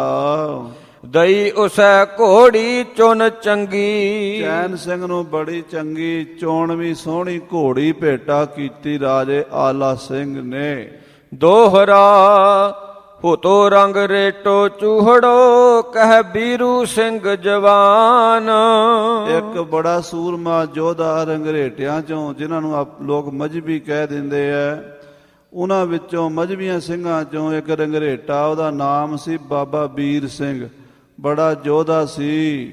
ਸੰਗ ਤੇਰਾ ਸਹਿ ਘੋੜਾ ਚੜੈ ਹੁਤ ਨਗਾਰੋ ਜੁਦੋ ਨਿਸ਼ਾਨ। ਵੀਰੂ ਸਿੰਘ ਦਾ ਨਗਾਰਾ ਤੇ ਨਿਸ਼ਾਨ ਵੱਖਰੇ ਸਨ। ਉਹਨਾਂ ਨੂੰ ਚੌਥੇ ਪੌੜੇ ਵਾਲਾ ਵੀ ਕਹਿੰਦੇ ਆ ਕਿ ਅੰਮ੍ਰਿਤਸਰ ਸਾਹਿਬ ਦੇ ਇੱਕ ਪੌੜੇ ਦੇ ਉਹ ਮਾਲਕ ਸਨ, ਇੱਕ ਪਾਸੇ ਇਸ਼ਨਾਨ ਪਾਣੀ ਉਹ ਕਰਦੇ ਰਹਿੰਦੇ ਸਨ। ਸੋ ਇਸ ਕਰਕੇ ਚੌਥਾ ਪੌੜਾ ਕਹਿੰਦੇ ਆ ਮਜਬੀ ਸਿੰਘਾਂ ਨੂੰ। ਉਹਨਾਂ ਦਾ ਜਥੇਦਾਰ ਵੀਰ ਸਿੰਘ ਸੀ। 1300 ਘੋੜ ਸਵਾਰ ਉਹਦੇ ਨਾਲ ਚੜ੍ਹਦੇ ਸਨ। 1300 ਫੌਜ ਉਹਨਾਂ ਮਜਬੀ ਸਿੰਘਾਂ ਦੀ ਸੀ ਜਿਹੜੇ ਖਾਲਸਾ ਪੰਥ ਦੀ ਇੱਕ ਜਥੇਬੰਦੀ ਸੀ। ਚੌਪਈ ਪਹਿਲੋਂ ਘੋੜ ਉਸੈ ਫੜਵਾਇਓ। ਪਹਿਲਾ ਘੋੜਾ ਆਲਾ ਸਿੰਘ ਨੇ ਉਹਨੂੰ ਦਿੱਤਾ ਕਿਉਂਕਿ ਗੁਰੂ ਘਰ ਦੇ ਵਿੱਚ ਨਿਮਾਣਿਆਂ ਨੂੰ ਮਾਣ ਮਿਲਦਾ ਹੈ। ਧੰਨ ਗੁਰੂ ਗੋਬਿੰਦ ਸਿੰਘ ਕਲਗੀਆਂ ਵਾਲੇ ਪਾਤਸ਼ਾਹ। ਦੇਖੋ ਸਾਧ ਸੰਗਤ ਜੀ, ਜਿਨ ਕੀ ਜਾਤ ਗੋਤ ਕੁਲ ਮਾਹੀ ਸਰਦਾਰੀ ਵੀ ਨਹੀਂ ਕਦਾਈ ਉਨਹੀ ਕੋ ਸਰਦਾਰ ਬਣਾऊं ਤਬੈ ਗੋਬਿੰਦ ਸਿੰਘ ਨਾਮ ਕਹਾऊं। ਉਹ ਲੋਕ ਜਿਹੜੇ ਵਿਚਾਰੇ ਗਰੀਬ ਸਦਾ ਹੀ ਪੈਦਲ ਤੁਰਿਆ ਕਰਦੇ ਸਨ ਤੇ ਪੈਦਲ ਤੁਰਨ ਵਾਸਤੇ ਵੀ ਉਹਨਾਂ ਨੂੰ ਵੱਡੀਆਂ ਜਾਤਾਂ ਦਾ ਰਾਹ ਛੱਡਣਾ ਪੈਂਦਾ ਸੀ। ਬਾਜਾਂ ਵਾਲੇ ਨੇ ਘੋੜਿਆਂ ਦੇ ਸਵਾਰ ਰਾਜੇ ਬਣਾ ਦਿੱਤਾ ਸੀ ਤੇ ਵੀਰ ਸਿੰਘ ਮਜਬੀ 1300 ਘੋੜਾ ਉਹਦੇ ਕੋਲ ਸੀਗਾ ਤੇ ਇਸ ਪੰਥ ਵਿੱਚ ਉਹਦਾ ਸਤਿਕਾਰ ਬਰਾਬਰ ਕਰਦੇ ਸਨ। ਪਹਿਲਾ ਘੋੜਾ ਉਸ ਮਜਬੀ ਜਥੇਦਾਰ ਬਾਬਾ ਵੀਰ ਸਿੰਘ ਨੂੰ ਮਹਾਰਾਜਾ ਆਲਾ ਸਿੰਘ ਨੇ ਅਰਦਾਸੇ ਕਰਾਇਆ ਹੈ। ਪਾਚੈ ਔਰ ਸੋ ਪੰਥ ਵਰਤਾਇਓ। ਪਹਿਲਾ ਘੋੜਾ ਵੀਰ ਸਿੰਘ ਨੂੰ ਦਿੱਤਾ, ਉਹਦੇ ਫੌਜ ਦੇ ਘੋੜੇ ਵੰਡੇ ਤੇ ਬਾਕੀ ਦੂਸਰੀਆਂ ਜਥੇਬੰਦੀਆਂ ਨੂੰ, ਬੁੱਢੇ ਦਲ ਨੂੰ, ਤਰਨੇ ਦਲ ਨੂੰ, ਮਿਸਲਾਂ ਨੂੰ, ਸਾਰੀਆਂ ਨੂੰ ਬਾਅਦ ਵਿੱਚ ਘੋੜੇ ਦਿੱਤੇ ਆਲਾ ਸਿੰਘ ਨੇ। ਕਿਉਂਕਿ ਕੋਈ ਮਜਬੀ ਸਿੰਘ ਇਹ ਨਾ ਸੋਚਣ ਵੀ ਸਾਨੂੰ ਬਾਅਦ ਵਿੱਚ ਵਰਤਾਰਾ ਮਿਲਿਆ ਹੈ, ਬਰਾਬਰ ਸਤਿਕਾਰ ਪਹਿਲਾਂ ਦਿੱਤਾ ਹੈ। ਸੋ ਜੰਗ ਦੌੜ ਮਦ ਮੋਹਰੇ ਰਹੇ। ਵੀਰ ਸਿੰਘ ਮਜਬੀ ਦਾ ਜਥਾ 1300 ਘੋੜ ਸਵਾਰ ਇੰਨੇ ਲੜਾਕੇ ਸਨ ਵੀ ਉਹ ਜੰਗ ਵਿੱਚ ਸਭ ਤੋਂ ਅੱਗੇ ਮੂਹਰੇ ਹੋ ਕੇ ਲੜਦੇ ਸਨ ਤੇ ਉਹਨਾਂ ਦਾ ਨਿਸ਼ਾਨ ਵੱਖਰਾ ਤੇ ਨਗਾਰਾ ਵੱਖਰਾ ਸੀ। ਉਸ ਯਾਦ ਪੰਥ ਕਰ ਪਹਿਲੋਂ ਦਏ। ਉਹਨੂੰ ਪੰਥ ਨੇ ਪਹਿਲਾਂ ਯਾਦ ਕੀਤਾ। ਬਾਬਾ ਜੱਸਾ ਸਿੰਘ ਜੀ ਆਹਲੂਵਾਲੀਆ, ਬਾਬਾ ਜੱਸਾ ਸਿੰਘ ਰਾਮਗੜੀਆ, ਸਾਰੇ ਸਰਦਾਰਾਂ ਨੇ ਆਲਾ ਸਿੰਘ ਨੂੰ ਕਿਹਾ ਕਿ ਆਲਾ ਸਿੰਘ ਜੀ ਸਭ ਤੋਂ ਪਹਿਲਾਂ ਇਹ ਸਾਡਾ ਜਵਾਨ ਹੈ ਵੀਰੂ ਸਿੰਘ, ਵੀਰ ਸਿੰਘ ਯੋਧਾ, ਇਹਦੇ ਤੇ ਕਿਰਪਾ ਗੁਰੂ ਕਲਗੀਧਰ ਪਾਤਸ਼ਾਹ ਦੀ ਹੈ। ਸਾਧ ਸੰਗਤ ਜੀ ਨਾਲ ਪਹਿਲਾਂ ਬਾਬਾ ਵੀਰ ਸਿੰਘ, ਧੀਰ ਸਿੰਘ ਦੋ ਹੋਏ ਹਨ। ਜਦੋਂ ਦਮਦਮੇ ਸਾਹਿਬ ਸਾਬੋ ਕੀ ਤਲਵੰਡੀ ਮਹਾਰਾਜ ਕਲਗੀਧਰ ਪਾਤਸ਼ਾਹ ਸ੍ਰੀ ਗੁਰੂ ਗੋਬਿੰਦ ਸਿੰਘ ਸਾਹਿਬ ਜੀ ਨੇ ਡੱਲੇ ਨੂੰ ਪਰਖਿਆ ਸੀ, ਬੰਦੂਕ ਦੀ ਪ੍ਰੀਖਿਆ ਕੀਤੀ ਸੀਗੀ ਤੇ ਉਸ ਵੇਲੇ ਮਹਾਰਾਜ ਦਸਮ ਪਾਤਸ਼ਾਹ ਜੀ ਨੇ ਆਖਿਆ ਡੱਲਿਆ ਲਿਆ। ਡੱਲਾ ਕਹਿੰਦਾ ਸੀ ਚਮਕੌਰ ਦੇ ਜੰਗ 'ਚ ਮੈਨੂੰ ਯਾਦ ਨਹੀਂ ਕੀਤਾ, ਮੈਨੂੰ ਬੁਲਾ ਲੈਂਦੇ ਤੇ ਸਾਹਿਬਜ਼ਾਦੇ ਸ਼ਹੀਦ ਹੀ ਨਹੀਂ ਸੀ ਹੋਣੇ। ਮਹਾਰਾਜ ਸੁਣਦੇ ਰਹੇ। ਪਹਿਲਾਂ ਤਾਂ ਜਦੋਂ ਇਹਨੇ ਨੂੰ ਬੰਦੂਕ ਆ ਗਈ ਤੇ ਮਹਾਰਾਜ ਕਹਿੰਦੇ ਡੱਲਿਆ ਬੰਦੂਕ ਬੜੀ ਚੰਗੀ ਜਾਪਦੀ ਹੈ ਪਰ ਦੇਖਣੀ ਬੰਦਾ ਮਾਰਦੇ ਕਿ ਨਹੀਂ ਮਾਰਦੀ, ਜਰਾ ਲਿਆ ਇੱਕ ਬੰਦਾ ਤੇਰਾ ਵੇਖੀਏ ਬੰਦੂਕ ਦੇ ਅੱਗੇ। ਤੇ ਜਦੋਂ ਸਤਿਗੁਰਾਂ ਨੇ ਆਖਿਆ ਵੀ ਬੰਦਾ ਵੇਖਣਾ ਤੇ ਡੱਲੇ ਦੇ ਸਾਰੇ 300 ਸਿਪਾਹੀ ਸਿਰ ਨੀਵਾਂ ਕਰ ਗਏ ਤੇ ਡੱਲਾ ਵੀ ਉਸ ਵੇਲੇ ਕਾਂਪ ਖਾ ਗਿਆ। ਮਹਾਰਾਜ ਕਹਿੰਦੇ ਡੱਲਿਆ ਤੂੰ ਤਾਂ ਸਾਡਾ ਸੇਵਕ ਹੈ, ਤੂੰ ਹੀ ਆ ਜਾ ਅੱਗੇ। ਤੇ ਸਿਰ ਨੀਵਾਂ ਕਰ ਗਿਆ ਤੇ ਮਹਾਰਾਜ ਨੇ ਸਿੰਘ ਨੂੰ ਭੇਜਿਆ, ਜਾਓ ਸਾਡੇ ਸਿੰਘ ਬਾਹਰ ਦਮਾਲਾ ਸਜਾ ਰਹੇ, ਉਹਨਾਂ ਕਹੋ ਕਿ ਮਹਾਰਾਜ ਨੇ ਗੋਲੀ ਮਾਰ ਕੇ ਵੇਖਣੀ ਹੈ ਬੰਦਾ ਮਾਰਦੀ ਕਿ ਨਹੀਂ, ਬੰਦੂਕ ਪਰਖਣੀ ਹੈ। ਉਹ ਵੀਰ ਸਿੰਘ ਦੇ ਧੀਰ ਸਿੰਘ ਰੰਗਰੇਟੇ ਹੀ ਸਨ ਦੋਵੇਂ।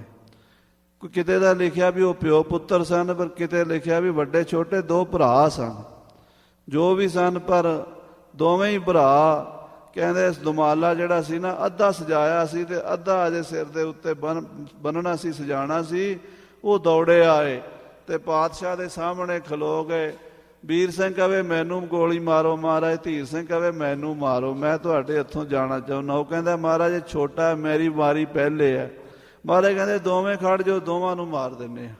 ਉਹ ਦੋਵੇਂ ਖੁਸ਼ੀ ਨਾਲ ਖੜ ਗਏ ਤੇ ਸਤਿਗੁਰਾਂ ਨੇ ਇੱਦਾਂ ਨਿਸ਼ਾਨਾ ਲਾਇਆ ਤੇ ਜਦੋਂ ਘੋੜਾ ਦੱਬਿਆ ਬੰਦੂਕ ਦੀ ਨਾਲੀ ਉਹਨਾਂ ਨੂੰ ਕਰ ਦਿੱਤੀ ਤੇ ਉਹ ਸਿੰਘ ਉੱਦਾਂ ਹੀ ਖੜੇ ਰਹੇ। ਤੇ ਮਹਾਰਾਜ ਨੇ ਆਖਿਆ ਡੱਲਿਆ ਉਥੇ ਚਮਕੌਰ ਦੇ ਜੰਗ ਵਿੱਚ ਤੇਰੇ ਵਰਗੇ ਨਹੀਂ, ਇਹੋ ਜਿਹੇ ਸੂਰਮੇ ਕੰਮ ਆਏ ਸਨ। ਸੋ ਸਾਧ ਸੰਗਤ ਜੀ, ਉਸ ਪਰਿਵਾਰ ਦੇ ਵਿੱਚੋਂ ਕਹਿ ਲਓ ਜਾਂ ਉਹਨਾਂ ਦੀ ਬਰਾਦਰੀ ਚੋਂ ਕਹਿ ਲਓ, ਇਹ ਵੀਰ ਸਿੰਘ ਜਥੇਦਾਰ ਸੀ ਜਿਹੜਾ ਇਹ 1300 ਘੋੜ ਸਵਾਰਾਂ ਦੇ ਨਾਲ ਪੰਥ ਵਿੱਚ ਜੂਝਿਆ ਕਰਦਾ ਸੀ। ਉਹਨੂੰ ਮਹਾਰਾਜ ਦਸਵੇਂ ਪਾਤਸ਼ਾਹ ਜੀ ਦੀ ਬਖਸ਼ਿਸ਼ ਸੀ, ਇਸ ਕਰਕੇ ਪਹਿਲਾ ਘੋੜਾ ਆਲਾ ਸਿੰਘ ਨੇ ਉਹਨੂੰ ਭੇਟਾ ਕੀਤਾ ਹੈ। ਦੋਹਰਾ ਇੱਕ ਸਮੇਂ ਬੀਰੂ ਸਿੰਘ ਪੀ ਜਾਏ ਰਲਿਓ ਤੁਰਕਨ ਕੇ ਨਾਲ। ਇੱਕ ਵਾਰੀ ਐਸਾ ਸਮਾਂ ਬਣਿਆ ਜਿਵੇਂ ਕਈ ਵਾਰੀ ਸਿੰਘ ਮੌਕਾ ਵੇਖ ਕੇ ਪਾਸਾ ਪਲਟ ਜਾਂਦੇ ਸਨ। ਬਾਬਾ ਬੀਰੂ ਸਿੰਘ ਵੀ ਆਪਣੇ 1300 ਘੋੜੇ ਲੈ ਕੇ ਤੁਰਕਾਂ ਨਾਲ ਰਲ ਗਿਆ ਸੀ। 1300 ਘੋੜੇ ਉਹਨੇ ਰੱਖਿਓ ਚਾਕਰ ਤਤਕਾਲ। 1300 ਘੋੜ ਸਵਾਰ ਮਜਬੀ ਸਿੰਘਾਂ ਦਾ ਜਥਾ ਤੁਰਕਾਂ ਨੇ ਨੌਕਰ ਰੱਖ ਲਿਆ ਸੀ। ਚੌਪਈ ਤਉ ਤੁਰਕਨ ਯੋ ਲਿਖ ਪਠਾਇਓ। ਤਾਂ ਫਿਰ ਤੁਰਕਾਂ ਨੇ ਖਾਲਸੇ ਨੂੰ ਇੱਕ ਮਿਹਣਾ ਮਾਰਿਆ ਸੀ, ਸਿੰਘਾਂ ਨੂੰ ਚਿੱਠੀ ਲਿਖ ਕੇ ਭੇਜੀ ਸੀ। ਤੁਮ ਬੜੋ ਸਿਪਾਹੀ ਸੋ ਹਮ ਬੈਲ ਚਰਾਇਓ। ਉਹਨਾਂ ਨੇ ਖਾਲਸੇ ਨੂੰ ਬਾਬਾ ਜੱਸਾ ਸਿੰਘ ਵਰਗਿਆਂ ਨੂੰ ਲਿਖ ਕੇ ਭੇਜਿਆ ਕਿ ਸਿੱਖੋ, ਤੁਹਾਡਾ ਜਿਹੜਾ ਵੱਡਾ ਯੋਧਾ ਸੀ ਨਾ, ਉਹ ਹੁਣ ਸਾਡੀ ਗੁਲਾਮੀ ਕਰਦਾ ਹੈ। ਜਿਹੜਾ ਤੁਹਾਡਾ ਬੀਰੂ ਸਿੰਘ ਜਵਾਨ ਕਹਿੰਦੇ ਬੜਾ ਲੜਾਕਾ, ਉਹ ਅਸੀਂ ਖਰੀਦ ਲਿਆ ਹੈ। ਤੁਮ ਰਖਤ ਹੋਤੇ ਇਸ ਪਰ ਵੱਡ ਜੋਰ। ਉਹਨੇ ਸਿੰਘਾਂ ਨੂੰ ਲਿਖ ਕੇ ਭੇਜਿਆ ਤੁਰਕਾਂ ਦੇ ਸੂਬੇ ਨੇ ਕਿ ਤੁਸੀਂ ਸਿੰਘਾਂ ਦੇ ਉੱਤੇ ਬੀਰੂ ਸਿੰਘ ਉੱਤੇ ਬੜਾ ਮਾਣ ਕਰਦੇ ਸੀ। ਤੁਰਕ ਲੜਾਈ ਮਾਰੇ ਹਮ ਹਲਾਲ ਖੋਰ। ਹੁਣ ਇਹ ਸਾਡਾ ਹਲਾਲ ਖੋਰ ਬਣ ਜਾਏਗਾ ਤੇ ਤੁਹਾਡੇ ਨਾਲ ਯੁੱਧ ਕਰੇਗਾ, ਸਿੱਖਾਂ ਨਾਲ ਲੜੇਗਾ। ਹਾਂਜੀ, ਸੋ ਹਲਾਲ ਖੋਰ ਹਮਰੋ ਗਾਏ ਖਾਨੋ ਚਰਾਵਤ। ਹੁਣ ਇਹ ਸਾਡੀਆਂ ਗਊਆਂ ਚਰਾਂਦਾ ਹੈ, ਭਾਵ ਤੁਹਾਡਾ ਸੀ ਪਹਿਲਾਂ, ਹੁਣ ਇਹ ਸਾਡਾ ਗੁਲਾਮ ਬਣ ਗਿਆ ਹੈ। ਤੁਮ ਸੋ ਲੜਨੋ ਵਹੀ ਤਕਾਵਤ। ਜਿਹੜਾ ਕਿ ਤੁਹਾਡਾ ਸੀ ਹੁਣ ਤੁਹਾਡੇ ਨਾਲ ਲੜਨ ਨੂੰ ਤੱਕਦਾ ਫਿਰਦਾ ਹੈ। ਸੋ ਸੁਨ ਪੰਥ ਉਸ ਲਿਖੀ ਅਰਦਾਸ। ਇਹ ਖਬਰ ਜਦੋਂ ਸਿੰਘਾਂ ਕੋਲ ਚਿੱਠੀ ਪਹੁੰਚੀ, ਤੁਰਕਾਂ ਦਾ ਮਿਹਣਾ ਵੱਜਿਆ, ਤਾਂ ਖਾਲਸੇ ਨੇ ਬਾਬਾ ਬੀਰੂ ਸਿੰਘ ਨੂੰ ਚਿੱਠੀ ਲਿਖੀ। ਫਿਰ ਤ੍ਰਿਗ ਤ੍ਰਿਗ ਉਸ ਕਹਿ ਘਲ ਦਈ ਪਾਸ। ਕਹਿਣ ਲੱਗੇ ਬੀਰੂ ਸਿੰਘ ਬੜਾ ਮਾੜਾ ਕੰਮ ਕੀਤਾ ਤੂੰ, ਬੜੀ ਨਮੋਸ਼ੀ ਹੈ ਤੇਰੇ ਕਰਕੇ ਖਾਲਸੇ ਪੰਥ ਨੂੰ। ਦੋਹਰਾ ਜੋ ਲਿਖਤ ਤੁਰਕਨ ਕੱਲੀ ਜਹ ਲਿਖਿਓ ਹਲਾਲ ਖੋਰ ਮਾਹੇ। ਤੇ ਉਹ ਜਿਹੜੀ ਤੁਰਕਾਂ ਦੀ ਚਿੱਠੀ ਸੀ ਉਹਦੇ ਚ ਉਹਨਾਂ ਨੇ ਲਿਖਿਆ ਸੀ ਹਲਾਲ ਖੋਰ ਬਣਾ ਲਿਆ ਸੀ। ਹਲਾਲ ਖੋਰ ਦਾ ਮਤਲਬ ਤੁਰਕਾਂ ਦਾ ਮਾਸ ਖਾਣ ਵਾਲੇ ਨੂੰ ਕਹਿੰਦੇ ਆ। ਪਰ ਭਾਵੇਂ ਉਹ ਸਿੰਘ ਨੇ ਨਹੀਂ ਛਕਿਆ, ਪਰ ਉਹਨਾਂ ਨੇ ਬਣਾ ਕਹਿ ਦਿੱਤਾ ਬਈ ਹਲਾਲ ਖੋਰ ਕਰ ਲਿਆ, ਯਾਨੀ ਅਸੀਂ ਹਲਾਲ ਖੋਰ ਹਾਂ ਤੇ ਸਾਡੇ ਤਾਬੇ 'ਚ ਆ ਗਿਆ, ਸਾਡਾ ਹੀ ਹੋ ਗਿਆ। ਉਹ ਗੱਲ ਸਿੰਘਾਂ ਨੇ ਫਿਰ ਬੀਰੂ ਸਿੰਘ ਦੇ ਕੋਲ ਪਹੁੰਚਾਈ ਵੀ ਤੈਨੂੰ ਜਿਨ੍ਹਾਂ ਦਾ ਤੂੰ ਨੌਕਰ ਬਣਿਆ ਹੋਇਆ ਉਹ ਤੈਨੂੰ ਹਲਾਲ ਖੋਰ ਕਹਿੰਦੇ ਹਨ। ਹਲਾਲ ਖੋਰ ਹੈ ਤੋ ਉਤਰਹੁ। ਜੇ ਤੂੰ ਹਲਾਲ ਖੋਰ ਹੈ ਤੇ ਉਧਰ ਹੀ ਰਹੀ। ਫਿਰ ਸਿੰਘ ਤੋ ਆਓ ਹਮ ਪਾਹੇ। ਜੇ ਗੁਰੂ ਕਲਗੀਧਰ ਪਾਤਸ਼ਾਹ ਦੇ ਖੰਡੇ ਬਾਟੇ ਦਾ ਅੰਮ੍ਰਿਤ ਛਕਿਆ ਤਾਂ ਫਿਰ ਆਪਣੇ ਭਰਾਵਾਂ ਦੇ ਕੋਲ ਵਾਪਸ ਆ ਜਾ। ਚੌਪਈ ਜੋ ਆਵੈ ਅਬ ਪੰਥ ਨਾ ਪਾਹੇ। ਜੇ ਤੂੰ ਹੁਣ ਪੰਥ ਦੇ ਕੋਲ ਨਾ ਆਇਆ ਤਾਂ ਫਿਰ ਦੁਹੀ ਜਹਾਨੀ ਮਿਲਨ ਨਾ ਪਾਹੇ। ਦੋਵਾਂ ਜਹਾਨਾਂ 'ਚ ਮਿਲ ਨਹੀਂ ਸਕੇਗਾ, ਫਿਰ ਵਿਛੋੜਾ ਪੱਕਾ ਪੈ ਜਾਏਗਾ। ਸੁਨ ਅਰਦਾਸ ਜੋ ਆਇਓ ਤਹਾਏ। ਸਾਧ ਸੰਗਤ ਜੀ, ਜਿਵੇਂ ਸ਼ੇਰ ਦਾ ਬੱਚਾ ਭੇਡਾਂ 'ਚ ਬਹੁਤਾ ਚਿਰ ਰਹਿ ਨਹੀਂ ਸਕਦਾ, ਗੁਰੂ ਕਾ ਅਣਖੀ ਸਿੰਘ ਦੁਸ਼ਮਣ 'ਚ ਕਿਵੇਂ ਰਹਿ ਸਕਦਾ ਸੀਗਾ। ਖਾਲਸੇ ਪੰਥ ਦੀ ਚਿੱਠੀ ਪੜ੍ਹ ਕੇ ਅਣਖ ਜਾਗੀ, ਬੀਰੂ ਸਿੰਘ ਵਾਪਸ ਆ ਗਿਆ। ਇਮ ਖਾਲਸੋ ਉਸ ਹੇਤ ਰਖਾਏ। ਇਸ ਕਰਕੇ ਸਿੰਘ ਉਹਦਾ ਸਤਿਕਾਰ ਕਰਦੇ ਸਨ, ਉਹਦੇ ਨਾਲ ਪ੍ਰੇਮ ਰੱਖਦੇ ਸਨ ਵੀ ਇਹਨੇ ਸਿੰਘਾਂ ਦੀ ਬੋਲੀ, ਸਿੰਘਾਂ ਦਾ ਬਚਨ ਮੰਨ ਕੇ ਤੁਰਕਾਂ ਦੀ ਨੌਕਰੀ ਛੱਡ ਦਿੱਤੀ ਹੈ। ਨਕਦ ਨਜਰਾਨੋ ਜੋ ਥੋ ਲਿਆਇਓ। ਇਸ ਕਰਕੇ ਜੋ ਵੀ ਨਗਦ ਨਜ਼ਰਾਨਾ ਆਉਂਦਾ ਸੀ, ਕਿਤੋਂ ਵੀ ਭਾਵੇਂ ਉਹ ਸਿੰਘਾਂ ਨੂੰ ਲੁੱਟਣ ਦਾ ਮਾਲ ਮਿਲਦਾ ਸੀ ਤੇ ਭਾਵੇਂ ਕੋਈ ਭੇਟਾ ਨਜ਼ਰਾਨਾ ਚੜ੍ਹਦਾ ਸੀ, ਉਸ ਮਜ਼੍ਹਬੀ ਸਿੰਘ ਦਾ ਹਿੱਸਾ ਪਹਿਲਾਂ ਕੱਢਿਆ ਜਾਂਦਾ ਸੀ। ਸੋ ਭੀ ਪੰਥ ਕੈ ਆਗੈ ਲਾਇਓ। ਉਹ ਵੀ ਪੰਥ ਖਾਲਸੇ ਦੇ ਨਾਲ ਰਲ ਕੇ ਵਰਤਦਾ ਸੀ ਤੇ ਪੰਥ ਦੇ ਵਿੱਚ ਕਿਸੇ ਤਰ੍ਹਾਂ ਦਾ ਵਿਤਕਰਾ ਨਹੀਂ ਸੀ ਕਰਦਾ। ਔਰ ਬਿਰਾਦਰੀ ਆਨ ਮਿਲਾਈ। ਬੀਰੂ ਸਿੰਘ ਨੇ ਹੋਰ ਆਪਣੀ ਬਰਾਦਰੀ ਦੇ ਮਜ਼੍ਹਬੀ ਸਿੰਘ ਤਿਆਰ ਕਰਕੇ ਪੰਥ ਦੇ ਵਿੱਚ ਰਲਾ ਦਿੱਤੇ। ਉਨ ਤੇ ਮਾਮਲੋ ਤਉ ਦੇਖ ਦਿਵਾਈ। ਉਹਨਾਂ ਨੂੰ ਵੀ ਤਨਖਾਹ ਫੌਜ ਖਾਲਸੇ ਚੋਂ ਲੰਗਰ ਚੋਂ ਮਿਲਦਾ ਸੀ ਗੱਫਾ। ਇਸ ਤਰ੍ਹਾਂ ਸਾਧ ਸੰਗਤ ਜੀ ਹਜ਼ਾਰਾਂ ਦੀ ਤਾਦਾਦ ਵਿੱਚ ਮਜ਼੍ਹਬੀ ਸਿੰਘ ਗੁਰੂ ਖਾਲਸੇ ਵਿੱਚ ਰਲ ਗਏ। ਔਰ ਹੁਤੋ ਜੋ ਆਕੀ ਠੌਰ। ਹੋਰ ਜਿਹੜੇ ਆਕੀ ਤੁਰਕਾਂ ਦੇ ਨਾਲ ਸਿੰਘਾਂ ਦੇ ਜੰਗ ਯੁੱਧ ਹੁੰਦੇ ਸਨ, ਉਨ ਪਰ ਪੰਥ ਕਰਾ ਦਈ ਦੌਰ। ਉਹਨਾਂ ਦੇ ਉੱਤੇ ਬਾਬਾ ਬੀਰੂ ਸਿੰਘ ਜਾ ਕੇ ਖੰਡਾ ਖੜਕਾਉਂਦਾ ਸੀ ਪੰਥ ਦੀ ਆਗਿਆ ਮੰਨ ਕੇ। ਕਈ ਮਰਵਾਏ ਕਈ ਲਏ ਬਚਾਏ। ਇਸ ਤਰ੍ਹਾਂ ਕਈ ਉਹਦੇ ਕੋਲੋਂ ਮਰਵਾਏ ਤੇ ਕਈ ਬਚਵਾਏ। ਲੀਨੇ ਰਈਅਤ ਘਣੇ ਬਣਾਏ। ਬਹੁਤ ਸਾਰੇ ਆਕੀਆਂ ਨੂੰ ਰਈਅਤ ਬਣਾਇਆ ਖਾਲਸੇ ਨੇ। ਦੋਹਰਾ ਪੱਛਮ ਦਿਸ਼ ਬੁੰਗੇ ਅਹੈ ਸ਼੍ਰੀ ਸਤਗੁਰ ਦਰਬਾਰ। ਸੋ ਸਾਧ ਸੰਗਤ ਜੀ ਪੰਥ ਪ੍ਰਕਾਸ਼ ਦੀ ਇਹ ਕਥਾ ਇੱਥੇ ਸਮਾਪਤ ਹੋ ਗਈ ਹੈ। ਹੁਣ ਸੁਣੋ ਇਹ ਗ੍ਰੰਥ ਕਿਵੇਂ ਪੂਰਾ ਹੋਇਆ ਔਰ ਕਿੱਥੇ ਪੂਰਾ ਹੋਇਆ। ਭਾਈ ਰਤਨ ਸਿੰਘ ਜੀ ਦਾ ਜਿਹੜਾ ਅਸਲ ਖਾਨਦਾਨੀ ਪਿੰਡ ਹੈ ਉਹ ਤਾਂ ਮੀਰਾਂਕੋਟ ਹੈ। ਅੰਮ੍ਰਿਤਸਰ ਰਾਜਾ ਸ਼ਾਂਸੀ ਦੇ ਲਾਗੇ ਉਹਨਾਂ ਦੇ ਦਾਦਾ ਮਤਾਬ ਸਿੰਘ ਜੀ ਮੀਰਾਂਕੋਟੀਏ ਉੱਥੋਂ ਦੇ ਸਨ। ਪਰ ਮੱਸੇ ਰੰਗੜ ਨੂੰ ਮਾਰਨ ਕਰਕੇ ਇਸ ਖਾਨਦਾਨ ਦੀ ਦੁਸ਼ਮਣੀ ਮੱਸੇ ਮਡਿਆਲੀਆਂ ਦੇ ਪਰਿਵਾਰ ਨਾਲ ਚਲੀ ਆਉਂਦੀ ਸੀ। ਰਾਏ ਸਿੰਘ ਇਹਦਾ ਪਿਤਾ ਜੋ ਰਤਨ ਸਿੰਘ ਦਾ ਮਤਾਬ ਸਿੰਘ ਦਾ ਪੁੱਤਰ, ਉਹਨੂੰ ਮਾਰਨ ਦੀ ਬੜੀ ਕੋਸ਼ਿਸ਼ ਕੀਤੀ ਸੀ, ਪਰ ਜਿਸ ਦਾ ਸਾਹਿਬ ਡਾਢਾ ਹੋਏ ਤਿਸ ਨੂੰ ਮਾਰ ਨਾ ਸਕੇ ਕੋਈ। ਉਹ 3 ਵਾਰ ਤਲਵਾਰ ਦੇ ਖਾ ਕੇ ਵੀ ਬਚ ਗਿਆ ਸੀ। ਉਦੋਂ 7 ਸਾਲ ਦਾ ਬੱਚਾ ਸੀਗਾ। ਲੰਮੀ ਕਥਾ ਹੈ, ਮੈਂ ਵਿਸਥਾਰ 'ਚ ਨਾ ਜਾਵਾਂ। ਬਾਅਦ ਵਿੱਚ ਰਾਏ ਸਿੰਘ ਜਵਾਨ ਹੋਇਆ ਤਾਂ ਸਰਦਾਰ ਸ਼ਾਮ ਸਿੰਘ ਜੀ ਨਾਰਲੇ ਵਾਲੇ ਨੇ ਆਪਣੀ ਬੇਟੀ ਦਾ ਰਿਸ਼ਤਾ ਕਰ ਦਿੱਤਾ, ਜਿਹਦੇ ਵਿੱਚੋਂ ਰਤਨ ਸਿੰਘ ਪੈਦਾ ਹੋਏ ਹੈ। 10 ਪਿੰਡ ਸ਼ਾਮ ਸਿੰਘ ਨਾਰਲੇ ਵਾਲੇ ਨੇ ਆਪਣੇ ਜਵਾਈ ਨੂੰ ਦਾਜ ਵਿੱਚ ਦਿੱਤੇ ਸਨ। 5 ਮਾਝੇ ਵਿੱਚ ਤੇ 5 ਦਿੱਤੇ ਸਨ ਖੰਨੇ ਦੇ ਕੋਲ। ਭੜੀ ਪਿੰਡ ਹੈ, ਬੜਾ ਪ੍ਰਸਿੱਧ ਪਿੰਡ ਹੈ ਭੜੀ। ਉੱਥੇ ਰਤਨ ਸਿੰਘ ਦਾ ਜਨਮ ਹੋਇਆ। ਪਰ ਰਤਨ ਸਿੰਘ ਮਾਲਵੇ 'ਚ ਰਹਿੰਦਾ ਹੋਇਆ ਵੀ ਅੰਮ੍ਰਿਤਸਰ ਨਾਲ ਜੁੜਿਆ ਰਹਿੰਦਾ ਸੀ। ਉੱਥੇ ਆਉਣ ਜਾਣ ਉੱਧਰ ਦੇ ਪਿੰਡ ਸਨ। 5 ਪਿੰਡਾਂ ਦੀ ਜਗੀਰ ਉੱਥੇ ਸੀਗੀ। ਤੇ ਇਹਦੇ ਨਾਨੇ ਦਾ ਬੁੰਗਾ ਸ੍ਰੀ ਹਰਿਮੰਦਰ ਸਾਹਿਬ ਜੀ ਤੋਂ ਜਿਹੜੀ ਪੱਛਮੀ ਦਿਸ਼ਾ ਹੈ, ਜਿੱਧਰ ਸੂਰਜ ਛਿਪਦਾ ਹੈ, ਉਸ ਪਾਸੇ ਹੁੰਦਾ ਸੀਗਾ। 2 ਬੁੰਗੇ ਸਨ।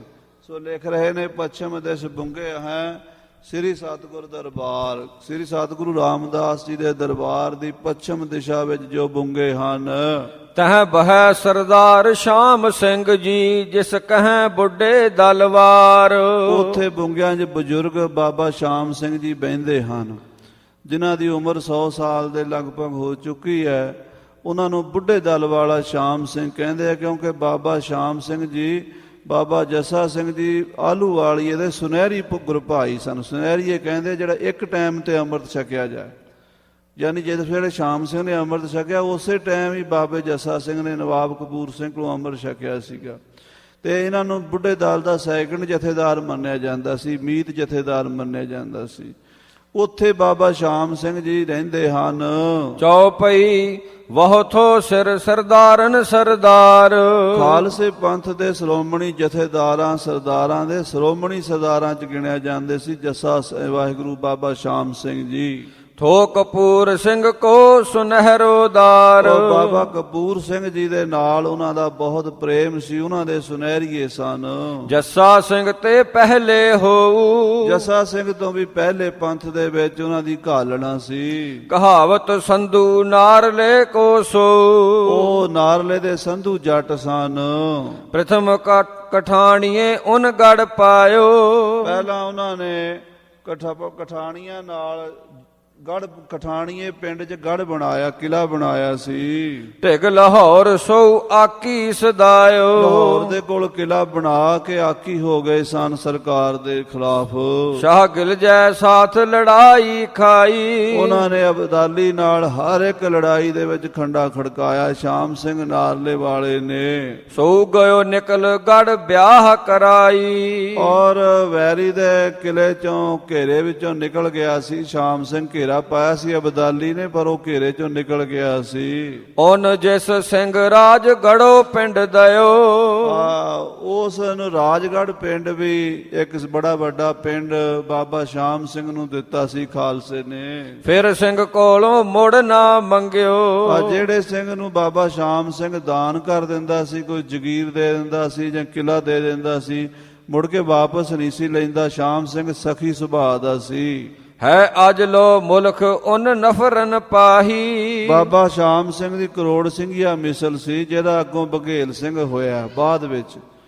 ਇਹ ਕਹਿੰਦੇ ਜਿਹੜੇ ਵੀ ਉਹਨਾਂ ਦੇ ਸਰਦਾਰ ਨੌਕਰ ਸਰਦਾਰ ਬਣ ਗਏ, ਉਹ ਸਰਦਾਰ ਹੀ ਬਣ ਗਏ। ਉਹਨਾਂ ਨੌਕਰ ਨਹੀਂ ਰੱਖਿਆ ਫਿਰ। ਹਾਂਜੀ, ਸੋ ਹੋਏ ਕਰ ਭੂਪ ਬਹੁ ਠੌਰ ਅਬ ਖਾਹੀ। ਰਤਨ ਸਿੰਘ ਕਹਿੰਦੇ ਬਹੁਤ ਥਾਵਾਂ ਤੇ ਸ਼ਾਮ ਸਿੰਘ ਦੇ ਨੌਕਰ ਰਾਜ ਕਰ ਰਹੇ ਨੇ ਅੱਜ ਕੱਲ। 10 ਪਿੰਡ ਉਹਨੇ ਨਿਜ ਬੇਟੀ ਦਏ। 10 ਪਿੰਡ ਉਹਨੇ ਆਪਣੀ ਬੇਟੀ ਨੂੰ, ਆਪਣੀ ਲੜਕੀ ਨੂੰ ਦਾਜ ਚ ਦਿੱਤੇ ਸਨ। ਮੀਰਾ ਕੋਟ ਸੰਗ ਕਿਛ ਪਾਰ ਸਤ ਦਰੇ। ਇੱਕ ਤਾਂ ਮੀਰਾ ਕੋਟ ਜਿਹੜਾ ਸਾਡਾ ਦਾਦਕਾ ਪਿੰਡ ਸੀਗਾ, ਯਾਨੀ ਉਹਦੀ ਲੜਕੀ ਦੇ ਸਹੁਰਿਆਂ ਦਾ ਪਿੰਡ ਸੀ, ਮਤਾਬ ਸਿੰਘ ਦਾ ਮੀਰਾ ਕੋਟ। 5 ਪਿੰਡ ਤਾਂ ਉਧਰ ਦਿੱਤੇ ਸਨ, ਤੇ 5 ਪਿੰਡ ਖੰਨੇ ਦੇ ਗੋਬਿੰਦਗੜ੍ਹ ਦੇ ਲਾਗੇ ਭੜੀ ਚੜੀ, ਇਹ ਪਿੰਡ ਸਲੋਦੀ ਆਦਿਕ ਦਿੱਤੇ ਸਨ।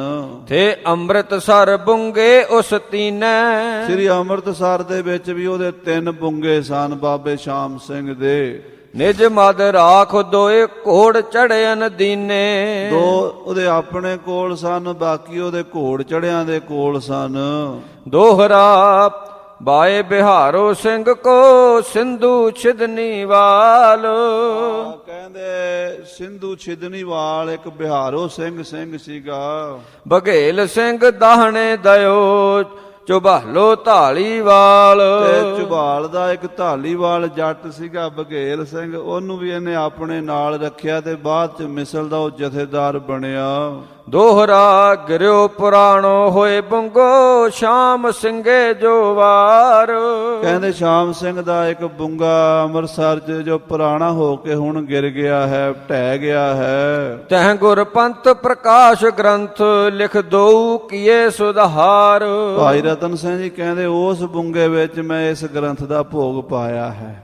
ਉਹ ਜਿਹੜਾ ਪੁਰਾਣਾ ਬੁੰਗਾ ਹੈ, ਉਹ ਆਪਣੇ ਨਾਨੇ ਦੇ ਬੁੰਗੇ 'ਚ ਬਹਿ ਕੇ ਮੈਂ ਗ੍ਰੰਥ ਪੂਰਾ ਸਮਾਪਤ ਕੀਤਾ ਹੈ। ਚੌਪਈ ਸੋ ਕਉ ਜਾਂ ਕੋ ਸੁਨੈ ਸੁਨਾਵੈ। ਜਿਹੜਾ ਵੀ ਇਸ ਗ੍ਰੰਥ ਪੰਥ ਪ੍ਰਕਾਸ਼ ਦੀ ਕਥਾ ਕਰੇਗਾ ਜਾਂ ਸੁਣੇਗਾ, ਤਾਕੇ ਮਨ ਮੈਂ ਦ੍ਰਿੜਤਾ ਆਵੈ। ਉਹਦੇ ਮਨ ਵਿੱਚ ਸਿੱਖੀ ਦ੍ਰਿੜ ਹੋਵੇਗੀ, ਉਹਦੇ ਪੰਥਕ ਜਜ਼ਬਾ ਉਹਦੇ ਅੰਦਰ ਭਰ ਜਾਏਗਾ। ਜਿਹੜਾ ਪੰਥ ਪ੍ਰਕਾਸ਼ ਦੀ ਕਥਾ ਸੁਣੇਗਾ, ਜੋ ਮੈਂ ਸੁਨੀ ਬਡਨ ਨੇ ਆਖੀ। ਜੋ ਮੇਰੇ ਵੱਡਿਆਂ ਨੇ ਕਥਾ ਮੈਨੂੰ ਦੱਸੀ ਸੀ, ਨਾਨਾ ਜੀ ਨੇ ਜਾਂ ਮੇਰੇ ਪਿਤਾ ਜੀ ਨੇ, ਮੇਰੀ ਮਾਤਾ ਨੇ, ਮੈਂ ਸੁਣ ਕੇ ਲਿਖੀ ਹੈ। ਸੋ ਲਿਖ ਦੀਨੀ ਜਾਂ ਮੈਂ ਸਾਖੀ। ਪੁਰਾਣੇ ਸਿੰਘਾਂ ਦੀਆਂ ਸਾਖੀਆਂ, ਪੁਰਾਣੇ ਸਿੰਘਾਂ ਦੇ ਕਾਰਨਾਮੇ ਇੱਥੇ ਲਿਖ ਦਿੱਤੇ ਹਨ। ਦੋਹਰਾ ਜੋ ਕੋਈ ਜਾਂ ਕੋ ਪੜੈ ਗੋ ਅਰਪਨ ਸੁਨੈ ਜੋ ਕੋਏ। ਜੇ ਕੋਈ ਇਹ ਗ੍ਰੰਥ ਪੰਥ ਪ੍ਰਕਾਸ਼ ਨੂੰ ਪੜ੍ਹੇਗਾ ਅਤੇ ਸੁਣੇਗਾ, ਸ੍ਰੀ ਸਤਿਗੁਰ ਕੀ ਕਿਰਪਾ ਤੇ ਸਿੱਖੀ ਪ੍ਰਾਪਤ ਹੋਏ। ਸਤਿਗੁਰੂ ਕਲਗੀਆਂ ਵਾਲੇ ਪਾਤਸ਼ਾਹ ਉਸ ਦੇ ਉੱਤੇ ਜ਼ਰੂਰ ਕਿਰਪਾ ਕਰਨਗੇ, ਉਹਨੂੰ ਸਿੱਖੀ ਦੀ ਦਾਤ, ਪੰਥਕ ਜਜ਼ਬੇ ਦੀ ਦਾਤ ਪ੍ਰਾਪਤ ਹੋਵੇਗੀ। ਸਵਈਆ ਗੁਰ ਪੰਥ ਪ੍ਰਕਾਸ਼ ਭਇਓ ਇਹ ਪੂਰਨ ਜਿਮ ਪੰਥ ਪਇਓ ਤਿਮ ਹੀ ਲਿਖ ਦੀਨਾ। ਭਾਈ ਰਤਨ ਸਿੰਘ ਜੀ ਕਹਿੰਦੇ ਸ੍ਰੀ ਗੁਰੂ ਪੰਥ ਪ੍ਰਕਾਸ਼ ਗ੍ਰੰਥ ਅੱਜ ਪੂਰਾ ਹੋ ਗਿਆ ਹੈ। ਜਿਵੇਂ ਖਾਲਸਾ ਪੰਥ ਮਹਾਰਾਜ ਨੇ ਸਾਜਿਆ ਸੀ ਉਦਾਂ ਇਹ ਗ੍ਰੰਥ ਦੀ ਕਥਾ ਲਿਖ ਕੇ ਪੂਰੀ ਕਰ ਦਿੱਤੀ ਹੈ। ਜੋ ਯਾ ਸੁਨ ਕੇ ਰਣ ਮੈਂ ਲੜ ਹੈ ਨਹੀਂ ਭਾਜ ਸਕੈ ਉਹ ਬੁੱਧ ਪ੍ਰਬੀਨਾ। ਜਿਹੜਾ ਇਹ ਕਥਾ ਸੁਣੇਗਾ ਉਹ ਮੈਦਾਨੇ ਜੰਗ ਵਿੱਚ ਜੇ ਲੜਾਈ ਕਰਨ ਜਾਏਗਾ ਭੱਜੇਗਾ ਨਹੀਂ। ਸ਼ਹੀਦਾਂ ਸਿੰਘਾਂ ਦੀ ਸਪਿਰਟ ਉਹਦੇ ਅੰਦਰ ਭਰੀ ਹੋਵੇਗੀ। ਨਾ ਭਾਜ ਸਕੈ ਮੈਂ ਬੁੱਧ ਪ੍ਰਬੀਨਾ, ਉਹਦੀ ਬੁੱਧੀ ਦੇ ਵਿੱਚ ਵੀਰਤਾ ਦਾ ਸੰਚਾਰ ਹੋ ਚੁੱਕਾ ਹੋਵੇਗਾ। ਉਹ ਨਿਰਭੈ ਹੋ ਕੇ ਜੂਝੇਗਾ। ਅੰਤ ਕੀ ਬੇਰ ਜੋ ਪ੍ਰਾਨ ਤਜੈ ਤੋ ਜਾਏ ਮਿਲੈ ਸੋ ਸ਼ਹੀਦਨ ਜੀਨਾ। ਜਿਹੜਾ ਜੰਗ ਦੇ ਮੈਦਾਨ ਵਿੱਚ ਜੂਝੇਗਾ ਅੰਤ ਵੇਲੇ ਸ਼ਹੀਦਾਂ ਵਿੱਚ ਜਾ ਕੇ ਮਿਲ ਜਾਏਗਾ।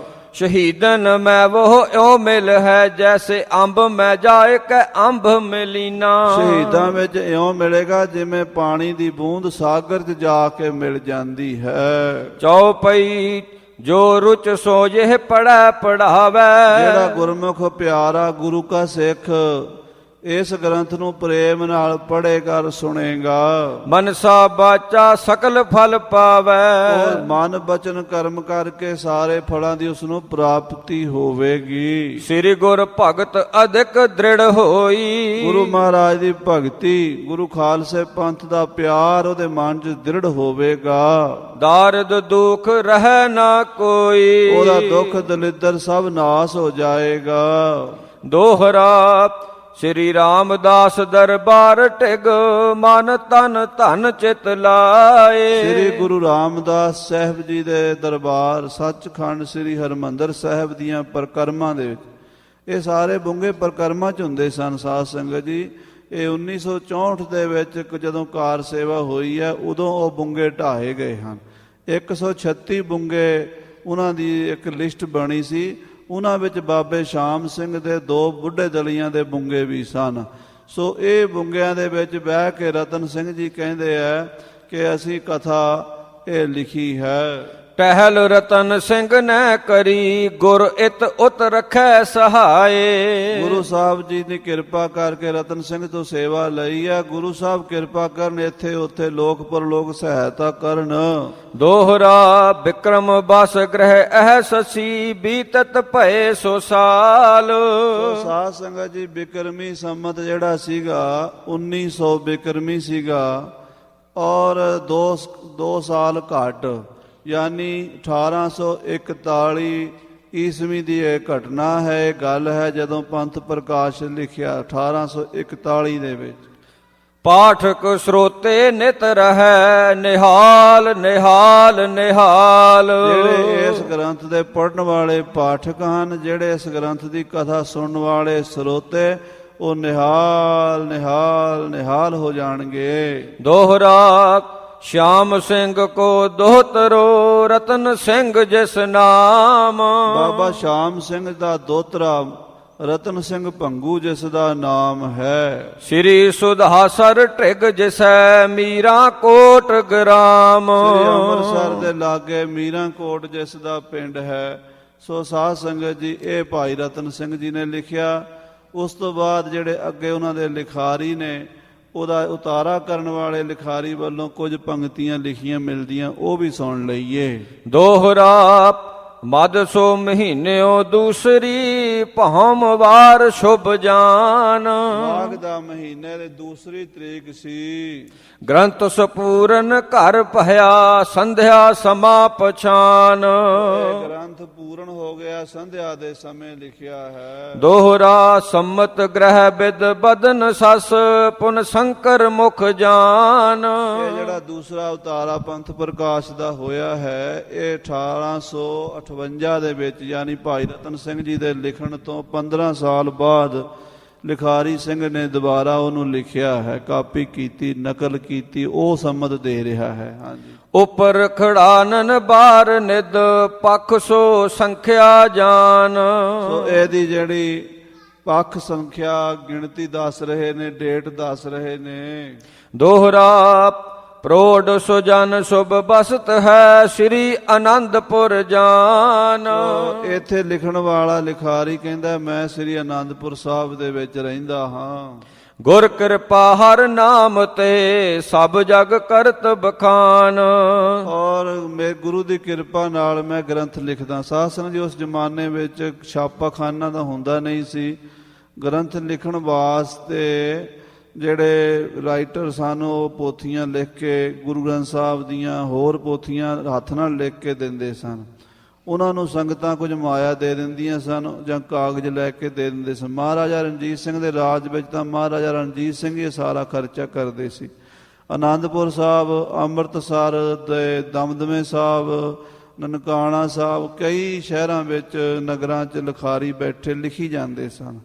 ਉਹਨਾਂ ਵਿੱਚੋਂ ਜਿਨ੍ਹਾਂ ਨੂੰ ਆਪਾਂ ਕਹਿ ਲੈਂਦੇ ਪੇਡ ਲਿਖਾਰੀ, ਜਿਹੜੇ ਪੈਸੇ ਲੈ ਕੇ ਲਿਖਦੇ ਸਨ, ਉਹਨਾਂ ਵਿੱਚੋਂ ਇਹ ਕੋਈ ਲਿਖਾਰੀ ਸਿੰਘ ਹੈ ਜਿਹੜਾ ਆਪਣਾ ਵੇਰਵਾ ਦੱਸ ਰਿਹਾ ਕਿ ਮੈਂ ਆਨੰਦਪੁਰ ਸਾਹਿਬ ਵਿੱਚ ਰਹਿੰਦਾ ਹਾਂ ਤੇ ਮੇਰਾ ਲਿਖਣ ਦਾ ਹੀ ਪੇਸ਼ਾ ਹੈ, ਲਿਖਣ ਦਾ ਹੀ ਕਾਰਜ ਹੈ। ਹਾਂਜੀ। ਸੋਰ ਠਾਕ ਗ੍ਰੰਥ ਲਿਖਣ ਕੇ ਕਾਮ ਨਿਜ ਸੁਤ ਕੋ ਉਪਦੇਸਿਓ। ਮੇਰੇ ਪਿਤਾ ਨੇ ਮੈਨੂੰ ਇਹ ਕੰਮ ਸਿਖਾਇਆ ਸੀ ਤੇ ਮੈਂ ਆਪਣੇ ਪੁੱਤਰਾਂ ਨੂੰ ਇਹ ਕੰਮ ਲਿਖਣ ਦਾ ਸਿਖਾ ਰਿਹਾ ਹਾਂ। ਦਾਸ ਲਿਖਿਓ ਮਨ ਮਾਨ ਅਤਰ ਸਿੰਘ ਤੇ ਨਾਮ ਹੈ। ਮੇਰੇ ਪੁੱਤਰ ਨੇ ਇਹਦੀ ਕਾਪੀ ਲਿਖੀ ਹੈ, ਉਹਦਾ ਨਾਮ ਅਤਰ ਸਿੰਘ ਹੈ। ਮੈਂ ਹੂੰ ਅਤ ਅਜਾਨ ਲਿਖਿਓ ਨਹੀਂ ਕੋ ਗ੍ਰੰਥ ਕਬ। ਉਹ ਲਿਖਦੇ ਮੈਂ ਅਣਜਾਣ ਹਾਂ, ਮੈਨੂੰ ਗ੍ਰੰਥ ਲਿਖਣੇ ਨਹੀਂ ਆਉਂਦੇ। ਮੇਰੀ ਭੁੱਲ ਪਛਾਨ ਚਮਿਓ ਵਿਚਾਰ ਸੋ ਸੱਜਣੋ। ਮੈਂ ਭੁੱਲਣਹਾਰ। ਇਹ ਨਿਮਰਤਾ ਨਾਲ ਲਿਖਾਰੀ ਲਿਖਦੇ ਹੁੰਦੇ ਸਨ ਵੀ ਅਸੀਂ ਅਣਜਾਣ ਹਾਂ, ਮੇਰੀ ਕੋਈ ਗਲਤੀ ਹੋ ਗਈ ਲਿਖਣ ਵਿੱਚ ਤਾਂ ਮਾਫ ਕਰ ਦੇਣਾ। ਸੋ ਇਸ ਤਰ੍ਹਾਂ ਸਾਧ ਸੰਗਤ ਜੀ ਇਹ ਗ੍ਰੰਥ ਲਿਖਿਆ ਗਿਆ। ਪਹਿਲਾਂ ਸਨ 1841 ਦੇ ਵਿੱਚ ਭਾਈ ਰਤਨ ਸਿੰਘ ਜੀ ਨੇ ਆਪ ਲਿਖਿਆ। ਉਸ ਦੀ ਦੂਸਰੀ ਕਾਪੀ ਆਨੰਦਪੁਰ ਸਾਹਿਬ ਦੇ ਇੱਕ ਲਿਖਾਰੀ ਨੇ 15 ਸਾਲ ਬਾਅਦ ਕੀਤੀ ਤੇ ਉਸ ਤੋਂ ਵੀ 8-9 ਸਾਲ ਬਾਅਦ ਇੱਕ ਹੋਰ ਲਿਖਾਰੀ ਨੇ।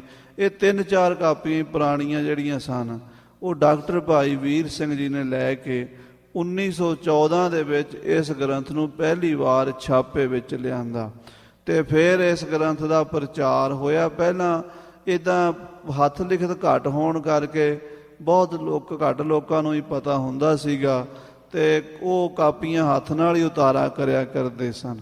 ਭਾਈ ਸਾਹਿਬ ਵੀਰ ਸਿੰਘ ਜੀ ਨੇ ਇਹਨੂੰ ਛਾਪੇ 'ਚ ਲਿਆਂਦਾ, ਫਿਰ ਇਹ ਘਰ ਘਰ ਪਹੁੰਚ ਗਿਆ ਤੇ ਹੁਣ ਇਹਦੀ ਕਥਾ ਵੀ ਜਿਹੜੀ ਹੈ ਬਾਬਾ ਸੰਤਾ ਸਿੰਘ ਜੀ ਹੋਰਾਂ ਨੇ ਰਿਕਾਰਡਿੰਗ ਕਰਾ ਕੇ ਤੇ ਹੱਥ ਨਾਲ ਲਿਖਵਾ ਕੇ 2 ਪੋਥੀਆਂ ਛਪਵਾਈ ਹੋਈ ਹੈ। ਜੇ ਕਿਸੇ ਨੇ ਅਰਥ ਪੜ੍ਹਨੇ ਹੋਣ ਉਹ ਟੀਕਾ ਵੀ ਇੱਥੇ ਤੁਹਾਡੀ ਲਾਇਬ੍ਰੇਰੀ 'ਚ ਪਿਆ ਹੈ, ਉੱਥੋਂ ਤੁਸੀਂ ਲੈ ਕੇ ਵੀ ਪੜ੍ਹ ਸਕਦੇ ਹੋ ਤੇ ਇਹਦੀ ਜਾਣਕਾਰੀ ਸਾਨੂੰ ਮਿਲ ਜਾਂਦੀ ਹੈ। ਸੋ ਪੰਥ ਪ੍ਰਕਾਸ਼ ਹੁਣ ਸ਼੍ਰੋਮਣੀ ਗੁਰਦੁਆਰਾ ਪ੍ਰਬੰਧਕ ਕਮੇਟੀ ਅੰਮ੍ਰਿਤਸਰ ਨੇ ਵੀ ਛਾਪਿਆ। ਇਹ ਜੋ ਪੋਥੀ ਸਾਡੇ ਕੋਲ ਹੈ ਇਹ ਸ਼੍ਰੋਮਣੀ ਕਮੇਟੀ ਵਾਲੀ ਹੈ ਤੇ ਇਸ ਤੋਂ ਪਹਿਲਾਂ ਭਾਈ ਵੀਰ ਸਿੰਘ ਜੀ ਦਾ ਛਾਪਿਆ ਹੋਇਆ ਵੀ ਮਿਲਦਾ ਹੈ। ਇਹ ਗ੍ਰੰਥ ਜ਼ਰੂਰ ਆਪਣੇ ਬੱਚਿਆਂ ਨੂੰ ਪੜ੍ਹਾਉਣਾ ਸੁਣਾਉਣਾ ਚਾਹੀਦਾ ਹੈ ਤਾਂ ਕਿ ਸੀਨਾ ਬਸੀਨਾ, ਦੇਖੋ ਯਹੂਦੀਆਂ ਨੂੰ 3000-4000 ਸਾਲ ਤੋਂ ਜੰਗ ਜੁੱਧ ਕਰਦਿਆਂ ਨੂੰ ਹੋ ਗਏ ਨੇ, ਉਹਨਾਂ ਦੀ ਕੌਮ ਨੇ ਬੜੀ ਮਾਰ ਖਾਧੀ ਹੈ, ਪਰ ਯਹੂਦੀ ਇੱਕ ਕੰਮ ਦਾ ਖਿਆਲ ਰੱਖਦੇ ਆ ਕਿ ਆਪਣੇ ਬੱਚਿਆਂ ਨੂੰ ਆਪਣੀ ਸਾਰੀ ਹਿਸਟਰੀ ਪੜ੍ਹਾ ਦਿੰਦੇ ਹੈ। ਜੇ ਉਹ ਹਿਸਟਰੀ ਨਾ ਪੜ੍ਹਾਉਣ ਤੇ ਕੌਮ ਖਤਮ ਹੋ ਜਾਵੇ ਤੇ ਖਾਲਸਾ ਵੀ ਜੇ ਆਪਣੀ ਬੱਚਿਆਂ ਨੂੰ ਇਹ ਪੰਥ ਪ੍ਰਕਾਸ਼ ਨਹੀਂ ਪੜ੍ਹਾਏਗਾ ਤੇ ਸਾਨੂੰ ਆਪਣਾ ਵਿਰਸਾ ਭੁੱਲ ਜਾਏਗਾ। ਇਸ ਕਰਕੇ ਸਾਨੂੰ ਪੰਥ ਪ੍ਰਕਾਸ਼ ਜੋ ਭਾਈ ਰਤਨ ਸਿੰਘ ਜੀ ਸ਼ਹੀਦ ਦੇ ਪਰਿਵਾਰ, ਸ਼ਹੀਦਾਂ ਦੇ ਪਰਿਵਾਰ 'ਚੋਂ ਗੁਰਮੁਖ ਸਨ, ਉਹਨਾਂ ਦੇ ਹੱਡੀ ਬੀਤੀ ਇਤਿਹਾਸ ਲਿਖਿਆ ਹੈ, ਉਹ ਆਪਾਂ ਸਰਵਣ ਕਰੀਏ। ਸੋ ਇਹ ਪਿਛਲੇ ਦਿਨਾਂ ਤੋਂ ਕਥਾ ਦਾਸ ਹਾਜ਼ਰੀ ਭਰਦਾ ਰਿਹਾ ਤੇ ਇਹ ਇੱਕ ਤਾਂ ਅੰਗਰੇਜ਼ਾਂ ਨੇ ਵੀ ਇਹ ਭਾਈ ਰਤਨ ਸਿੰਘ ਨੇ ਅੰਗਰੇਜ਼ਾਂ ਨੂੰ ਲਿਖਾਇਆ ਸੀ, ਕੈਪਟਨ ਮਰੀ ਨੂੰ, ਤੇ ਉਹ ਈਸਟ ਇੰਡੀਆ ਕੰਪਨੀ ਦੀ ਰਾਣੀ ਅਲਜ਼ਾਬੈਥ ਜਿਹੜੀ ਉਸ ਵੇਲੇ ਸੀਗੀ, ਉਸ ਵੇਲੇ ਮਹਾਰਾਣੀ ਵਿਕਟੋਰੀਆ, ਉਹਦੇ ਕੋਲ ਇਹ ਰਿਕਾਰਡ ਪਹੁੰਚਿਆ ਸੀ ਇੰਗਲੈਂਡ। ਪਹਿਲਾਂ ਕਲਕੱਤੇ ਗਿਆ ਤੇ ਉੱਥੋਂ ਇੰਗਲੈਂਡ ਰਾਣੀ ਨੇ ਪੜ੍ਹਿਆ, ਫਿਰ ਉਹਨੇ ਇਹਦੀਆਂ ਕਾਪੀਆਂ ਅੰਗਰੇਜ਼ੀ 'ਚ ਕਰਾ ਕੇ ਕਈ ਲਾਇਬ੍ਰੇਰੀਆਂ 'ਚ ਰੱਖੀਆਂ ਅੰਗਰੇਜ਼ਾਂ ਨੇ ਤੇ ਖਾਲਸਾ ਪੰਥ ਪੜ੍ਹ ਲਵੇਗਾ ਇਹ ਸੋਚ ਕੇ ਰਤਨ ਸਿੰਘ ਨੇ ਪੰਜਾਬੀ ਦੇ ਵਿੱਚ ਵੀ ਇਹਦਾ ਇਹ ਗੁਰਮੁਖੀ ਕਵਿਤਾ ਦੇ ਵਿੱਚ ਛੰਦਾਬੰਦੀ ਦੇ ਵਿੱਚ ਸਾਡੇ ਵਾਸਤੇ ਇੱਕ ਪਰਉਪਕਾਰ ਕਰ ਦਿੱਤਾ। ਸੋ ਖਾਲਸਾ ਜੀ ਪੰਥ ਪ੍ਰਕਾਸ਼ ਦੀ ਕਥਾ ਆਪ ਜੀ ਨੇ ਸਰਵਣ ਕੀਤੀ ਹੈ। ਦਾਸ ਦੇ ਸਰੀਰ ਕੋਲੋਂ ਲਗਭਗ 2 ਮਹੀਨੇ ਸੇਵਾ ਮਹਾਰਾਜ ਨੇ ਲਈ ਹੈ। ਤੁਸੀਂ ਪ੍ਰੇਮ ਕੀਤਾ ਬਹੁਤ। ਕੈਲਗਰੀ ਦੀਆਂ ਸੰਗਤਾਂ ਨੇ ਦਾਸ ਕੋਲੋਂ ਹਾਜ਼ਰੀ ਭਰਦਿਆਂ ਹੋਇਆਂ, ਕਥਾ ਵਿੱਚ ਬਚਨ ਵਿਲਾਸ ਕਰਦਿਆਂ ਹੋਇਆਂ, ਸੰਗਤ 'ਚ ਵਿਚਰਦਿਆਂ ਹੋਇਆਂ ਕੋਈ ਗਲਤੀ ਹੋਈ ਹੋਵੇ, ਗੁਰੂ ਕੀ ਸੰਗਤ ਬਖਸ਼ਣ ਯੋਗ ਹੈ। ਤੇ ਅੱਗੇ ਨੂੰ ਪਰਮੇਸ਼ਰ ਦਾ ਜਿਵੇਂ ਹੁਕਮ ਹੋਵੇਗਾ, ਨਦੀ ਨਾਮ ਸੰਜੋਗੀ ਮੇਲੇ ਹੁੰਦੇ ਆ ਜ਼ਿੰਦਗੀ ਦੇ। ਜੇ ਪਰਮੇਸ਼ਰ ਨੇ ਕਦੀ ਚਾਹਿਆ ਫਿਰ ਸੰਗਤਾਂ ਦੇ ਦਰਸ਼ਨ ਕਰਾਂਗੇ। ਭੁੱਲਾਂ ਚੁੱਕਾਂ ਦੀ ਖਿਮਾ। ਅਖੀਰਲੀਆਂ ਪੰਕਤੀਆਂ ਸੁਣ ਲਈਏ ਜੀ। ਮੈਂ ਹੂੰ ਅਤ ਅਜਾਨ, ਲਿਖਿਓ ਨਹੀਂ ਕੋ ਗ੍ਰੰਥ ਕਬ, ਮੇਰੀ ਭੁੱਲ ਪਛਾਨ, ਛਮਿਓ ਵਿਚਾਰ ਸੋ ਸੱਜਣੋ। ਵਾਹਿਗੁਰੂ ਜੀ ਕਾ ਖਾਲਸਾ, ਵਾਹਿਗੁਰੂ ਜੀ ਕੀ ਫਤਿਹ। ਹੇ ਗੋਬਿੰਦ, ਹੇ ਗੋਪਾਲ।